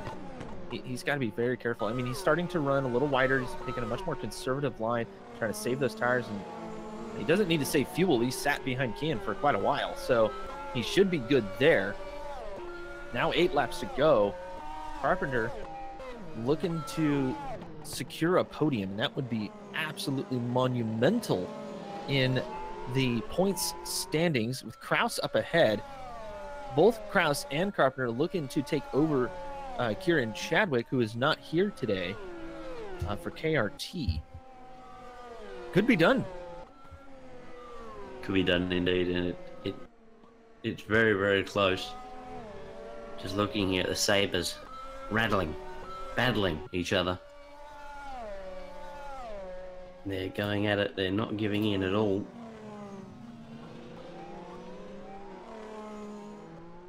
The race has kind of died out a little bit. Everybody sort of spread out. Kenyon and Sam have kind of called a truce here as we move into the latter part of this race. Carpenter trying to save those tires. He's got to get to the end on 8 laps to go. Rocking the super sauce right now. I have a feeling he may have fried those tires a little bit while battling with his teammate. And we mentioned before, it's not a smart move when you got those tires on. And Kenyon is just like, you know what? No. I want the podium. It's mine. Can't have it.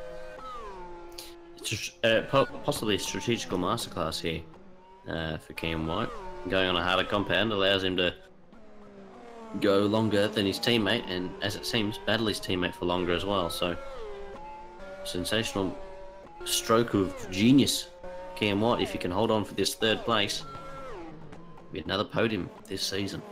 I've been keeping my eye on Chukapeka Lalu and Nick Baraki as well. They're battling for 6th. Oh, Braki's actually coming into the pits. Okay, never mind.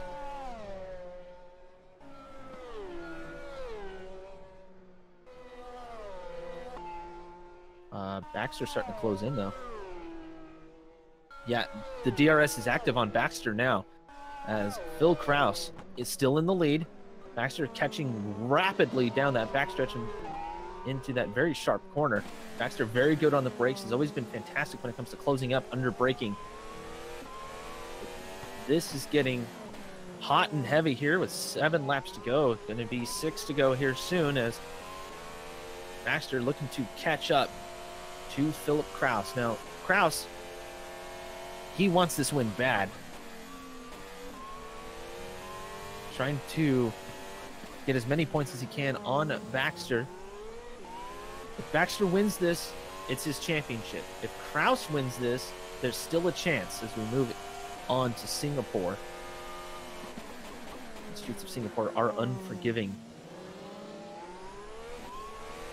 Not quite Monaco, but still have to be dead on accurate when it comes to the Singaporean street circuit. Baxter closing up on Kraus a little bit more, keeping it nice and tidy throughout the S's. Kraus doing the same. Seeing a little touch of cutting possibly from both drivers. These two are the closest drivers on the circuit at the moment. You know, lap 34 or 39 of this United States Grand Prix. A bit wayward there by Philip Kraus on exit. So this could allow Baxter here. Here he comes with the DRS. This could be the potential change for the lead. Let's go on board with the Scottish driver now. Philip's going to defend to the inside. Very defensive maneuver. Kraus is going to try and defend the inside. They're going to be going side by side. There's a bit of contact between the two, and they're still going to be side by side now as they head into turn number 13. They're not going to give each other. Wayward there by Baxter. That's going to allow Kraus to go back up on the inside. That's Kraus back up into the lead of the race, but Craig Baxter's going to try to go around the outside. That's Evan right off the circuit randomly. Kraus holds on for the lead of the race for the moment, for the time being, but they're still going to be side by side. Kraus, will he go? Oh my god! Crossover there by The Baxter move. was insane. He almost went for the move up into the penultimate corner, which we would never have thought we would have ever seen. But here comes Craig Baxter on Philip Kraus. Philip Kraus defending the inside, very, very extreme. Will Craig Baxter go for the move up on the inside on lap 35 of 39? Not this time round. The battle for the lead here in the United States Grand Prix, the battle for the championship as it stands at the moment. We will go to Singapore with the championship still alive. But if these two swap places, it's all done. Kraus is literally defending the rest of the field from Craig Baxter's advance. But Baxter knows, got to play it smart. And all you have to do is lead the last lap. Don't necessarily need to burn up your tires and potentially allow Kraus some DRS. Here he comes, he's going to have DRS again. Yeah, speaking of Both Baxter, DRS DRS and slipstream. With the defense from Philip Kraus, Craig Baxter's going to be forced to go around the outside again. But he keeps the car, he slows the car up early, and that allows him to go for a move down on the inside into turn number 13. Kraus is going to try and hold it around the outside through 14 now as they head towards turn number 15. Will Baxter go down the inside into 15? They contact between the two of them. Philip Kraus there's come off the best, I believe. No, it's going to be Baxter's going to try and go around the outside. Baxter into the lead of the race and into championship position as it stands at the moment here on lap 35 of 39 of this United States Grand Prix. You would think that there might be some steward's investigation into that, but as it stands at the moment, it's Baxter's win. I got to call that a racing incident. They were racing very hard, a little bit of a touch, possibly thought that, I think that was Kraus actually, probably thought that he was clear, and Baxter with just a bit of a push through that corner where they touched. But now Kraus has the advantage when it comes to DRS, but Kraus can't lose out here. He's got to stay within striking distance of Craig Baxter. Incredibly close racing here at 5:11 in the morning on a Sunday. Well, I mean, I'd love to apologize. I'd like to apologize to my roommate and all the neighboring houses. Exciting racing. Zach Jones, obviously from Australia. I mean, I'm in California. It's noon. So. Oh, they'll be loving it. Everyone will be watching, waiting, and hoping that Philip Kraus can get this lead. I want to say hi to all my Rocket League friends. They've decided to tune in. Lots of NA people here as Kraus closing up quickly. Got under braking. Kraus just closed up hard. He's within striking distance now. 3.5 laps to go at the United States Grand Prix. Kraus trying to defend his home turf against the invading Brit or Scotsman, right? Yeah. Yeah, we'll go with that. Baxter just trying to make sure his kilt is still in order. Kappa. I love that guy. Anyways. He's got it all under control. 0.8 of a second as they cross the start-finish line to start lap 37 of 39 of this United States Grand Prix here at the Circuit of the Americas. The Circuit of the Americas providing some sensational racing. And at the moment, everybody was worried that this was going to be a boring race. Tried to tell them, but no. It's calmed down behind them, but the top two are the closest cars on circuit. The gap is a second as they head through the S's. Carpenter and White, they're a distant battle. A couple of seconds between them, but at the moment, these two still going at it here for the lead of this race and for the lead of the championship. And that's a big spin! That's a spin! Philip Kraus's round, and that, I believe, is all over. Philip Kraus without a front wing, so this could be potentially a second place lost here for Philip Kraus. So unfortunately, it looks as though Craig Baxter is going to be the champion here. But let's see, will White or Carpenter be able to get up onto the second step of the podium? Or will Philip Kraus be able to... Let's focus on the American driver. Let's see if he can get back to the pit lane. Kenyon White and Sam Carpenter, where are they on circuit? They're going down the back straight now, down towards turn number 12. Obviously, Kraus has got a pit, you would imagine, for a set of Ultra Softs, as he's only got a couple of laps to go. We'll make the run, yep. A new front wing, because he's got to make sure he doesn't lose too much time. Evan Rice is going to be very cautious here. He's going to go wide, overtaking. Trying to keep control. Kraus. He's set sail, he's off the circuit. Will he be able to keep it under control and get back to the pit lane? Burning up those fronts. I believe he's going to be passed here by both Sabre drivers. They're going through the triple apex right now as we speak. He's got to back up. He's gone into the pit lane wall and he's retired from the race. Philip Kraus out of this United States Grand Prix. As we are on the penultimate lap of this race. Absolutely heartbreaking. Kraus had this.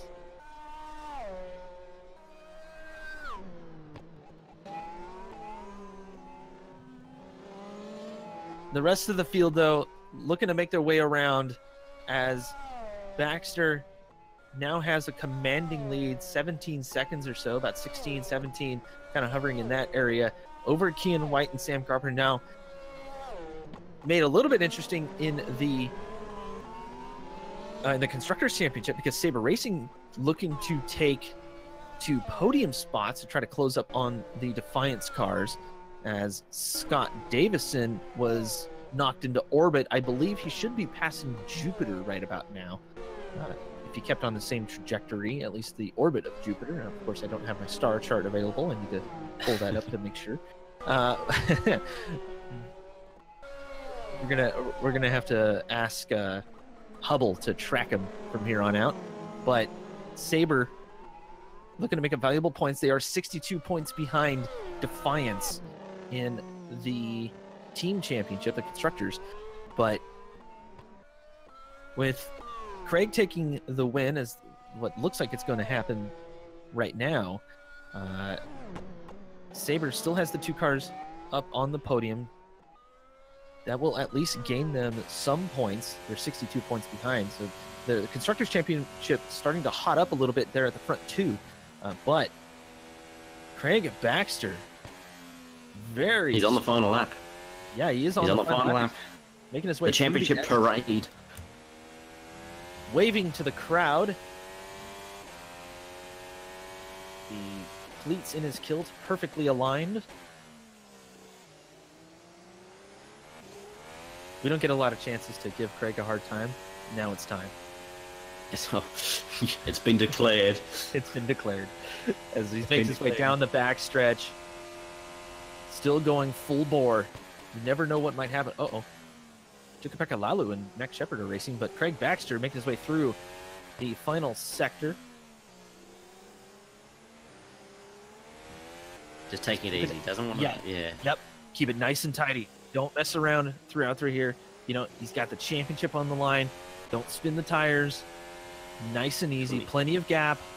A 20-second gap. He's going to come around. It's been a fantastic season for Craig Baxter. It's been dominance by the highest definition. It's been sensational in every single aspect. He comes round the final corner. It's going to be the United States Grand Prix win for Craig Baxter. But most importantly, it's going to be the championship for Craig Baxter here in Season 1 of the Apex Online Racing rFactor 2 Formula 1 World Championship. He's done it in style with 3 races to spare. Let's look at Lalu and Shepard, though. They're racing hard throughout the final sector. Big touch there! Shepard cut down on Lalu. Lalu still all sideways, all messed up. He's got a lap car, it looks like. Contending with him, though, man, that was brutal. Daniel Sontag caught up to that racing group, but Max Shepard looking at 4th place now as Kenyon White has taken 2nd place. Sam Carpenter just slot into 3rd, burning up the tires a little bit, and the Saber cars having a very strong showing here at COTA. Max Shepard across the line, Jukapeka Lalu in 5th. Nick Brackey for Zesty Racing. Strong finish for him as he crosses the line in 6th place. Noah Chilla making his way through the final sector. As Evan Rice, Daniel Sontag, Rasmus Andreasen, Phil Kraus with the first DNF. But Rasmus Andreasen with a strong top 10. He has technically finished the race as he was a lap down as Noah Chilla, last car on the track. A fantastic showing there for Mr. Chilla. Visceral take a 7th place. Noah Chilla has missed the last couple of races, but he is amped up, doing donuts on the hill.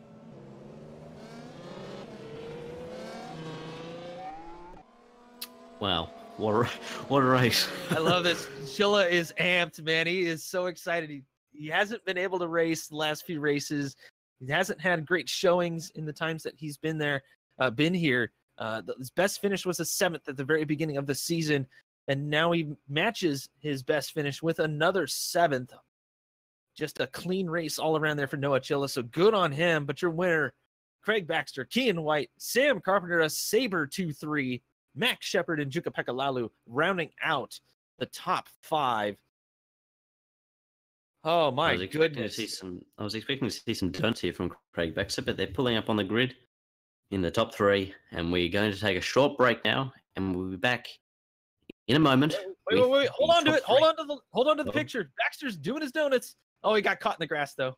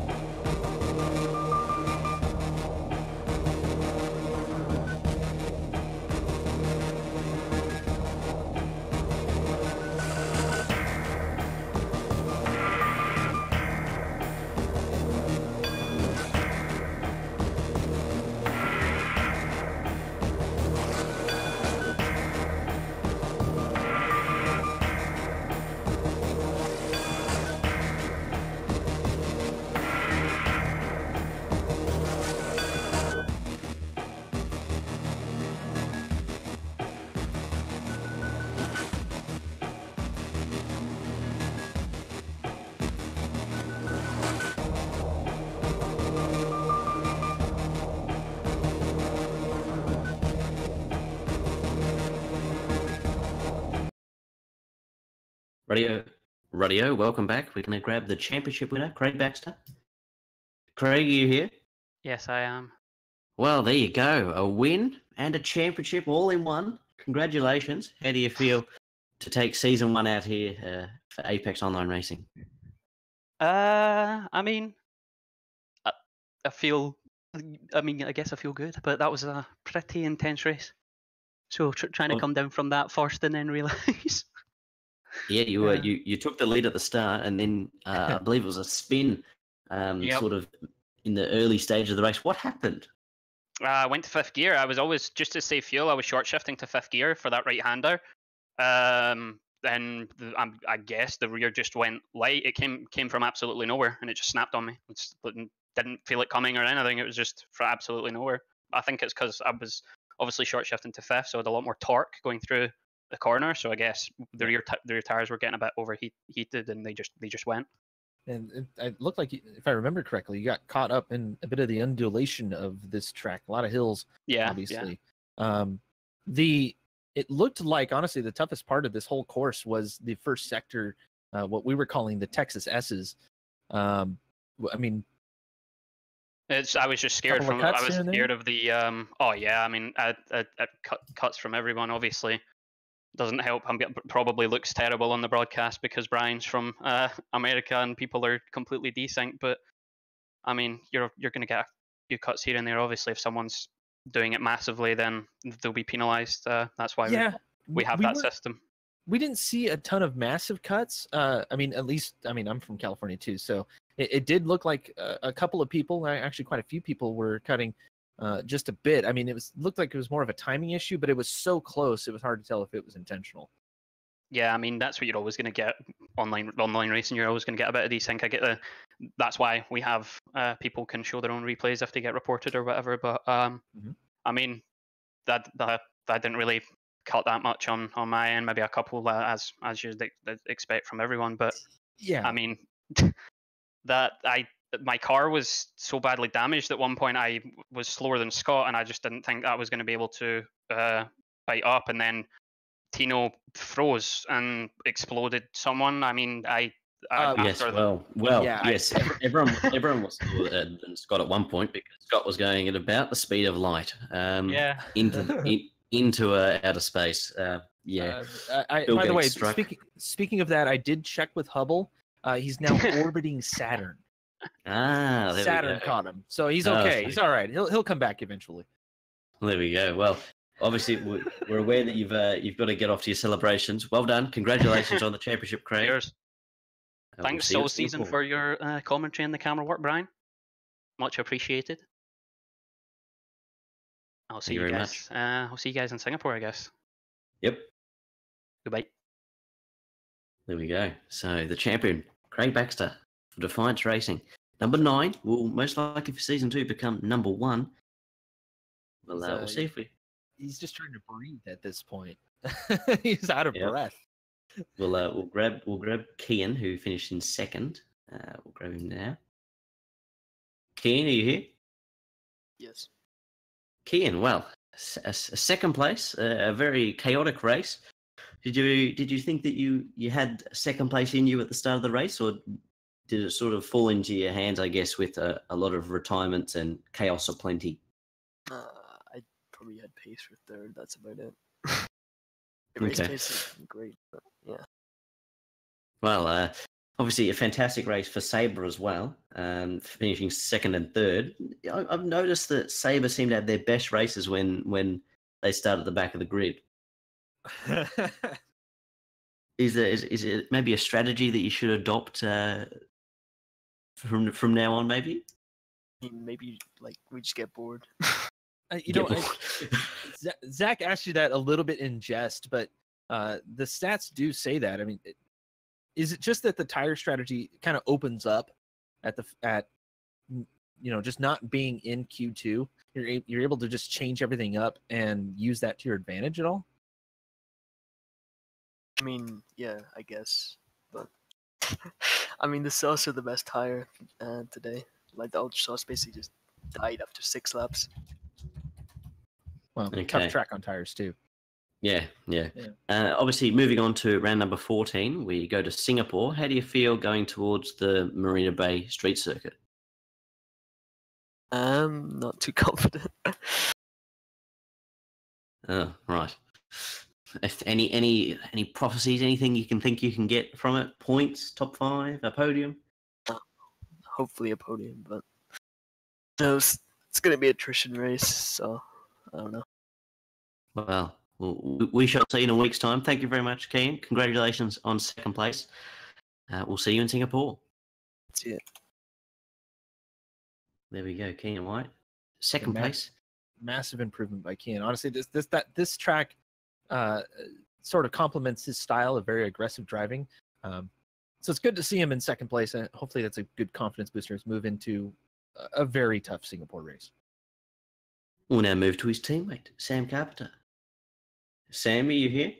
I am. Well, before we get the interview underway, your number one fan is watching, so be careful. Oh. Wow, Sam. So a third place from 17th on the grid. How do you feel after that race? Oh, it's just standard at this point, isn't it? No, well, as I was saying to Kenyon, second place. Yeah, I'm very happy. Obvious race of attrition. It was all over the place. One of the maddest races I think we've ever had. I'm hoping it was good to watch because we had everything at the front. We had a few trains in the middle. You had Mac up there out of nowhere, and yeah, awesome result for the team. We also had a spaceship. Yes. It was that good. I wanted to say something about that actually because obviously I was keeping an eye on Tino for the entire race because he started back at the back of the grid with me. And I expected him to go a little bit quicker than me in the middle stint because he was on the softer compound. In the first stint. So he was a little bit ahead of me. And when him and Scott were next to each other, and I saw Tino flipping upside down with his engine on fire, and I was like, "Where's Scott?" And it just said, "I'm in the stratosphere." So in the stratosphere, low orbit. We did find it. If you're curious, Sam, Tino had a massive screen freeze. Yes, that's what happened. So. Unfortunate there, but honestly, a massive finish for you guys as a team. I believe that will move you up, if I'm not mistaken. Oh no, you're second place, but you're closing up there on Defiance. Gonna make a team push here in the last couple of races? Yeah, I'd like to think so. I don't think Kieran is racing at the next race either, so I think that might be KRT sort of dispatched now and done with. But if we can make a push for Defiance. If we can make a push for Defiance, that'd be nice. But there are a few tracks coming up that Scott likes, so I think we have to make the most of Singapore. Definitely, it's a track that, despite what he said, I think Kian's quite good at. He was challenging for second place, I think. There, well, I know it's not AOR, but in a similar league last year. I like to think I'll go okay there. I used to prefer softer tires. Now I think I'm a little bit better on the harder tires, so I really don't know how I'll go, but I tend to like the place. Well, congratulations on a third place. Fantastic race from the back of the grid. As we were saying, Kenyon and you should just start at the back of the grid for every race. You seem to end up in the top 4 by doing that. It really wasn't fun here with the dirt air and everything. It's a track that's really tough when you're following someone. It's just the mid-speed corners are horrible. It requires so much concentration. Well, you managed to come through for third. Well done. We shall see you next week in Singapore. Yes, hopefully on the podium again. Yeah. There we go. The United States Grand Prix, the championship for Craig Baxter, the win for Craig Baxter, and action aplenty, all and up everywhere, all up and down the field. I've run out of words. I'm exhausted. Honestly, the drivers were kind of dreading this race a little bit, and I think Sam touched on it a little bit. And this track is so reliant on the ability of the car to make downforce, and dirty air at the Circuit of the Americas is a tough cookie to sort of crack, if you will. But you have to recognize the fact that these drivers managed to find the grip that was needed to get through this race, and a lot of these drivers did it fantastic. And honestly, other than the bit of screen freezes that we had and a couple of crashes here and there. It was a fairly clean race. There was some bumping and banging, but honestly, it was all in good racing. I'm sure there's going to be some stewards reviews, a couple of here and there, questionable. I wouldn't say actions, just kind of the way racing goes here at COTA and kind of in general. But aggressive styles were beneficial here, and being able to just rail that car around the track for as long as these guys did is admirable, to say the least. To kind of expand on the point a little, my experience here at COTA is all multi-class racing, so you get used to having to pass in awkward places. These cars are dead even. They're exactly the same car for every driver. So it really does become up to the drivers themselves to set their car up in a way that will allow them to be as quick as possible. And that first sector became so important, because if you did not get a great first sector throughout the whole race, you ended up losing a whole ton of time. And it just goes to show you that if you don't take the time to set up your car, you don't take the time to practice whatever track is up next, you're going to have a bad time, let's face it. But we did see some new names up in the top 10. That's always great to see. A couple of drivers are going to have a tough last 3 races simply because of the way the points are going to shake out. But I have a feeling people like Scott Davison and Tino Nakarainen will be looking for strong finishes in Singapore and in Japan and at Interlagos, to put a cap on the season and prove that they still belong at the top of their game here at AOR. Well, yes, it was a sensational race. Thank you very much, everyone, for joining us. We shall see you this time next week for the Singapore Grand Prix at the Marina Bay Street Circuit. My name's Zach Jones. I've been alongside Curtis Kenyon, and thank you to Maya, Brian, for the cameras. And we shall see you next week in Singapore. Goodbye.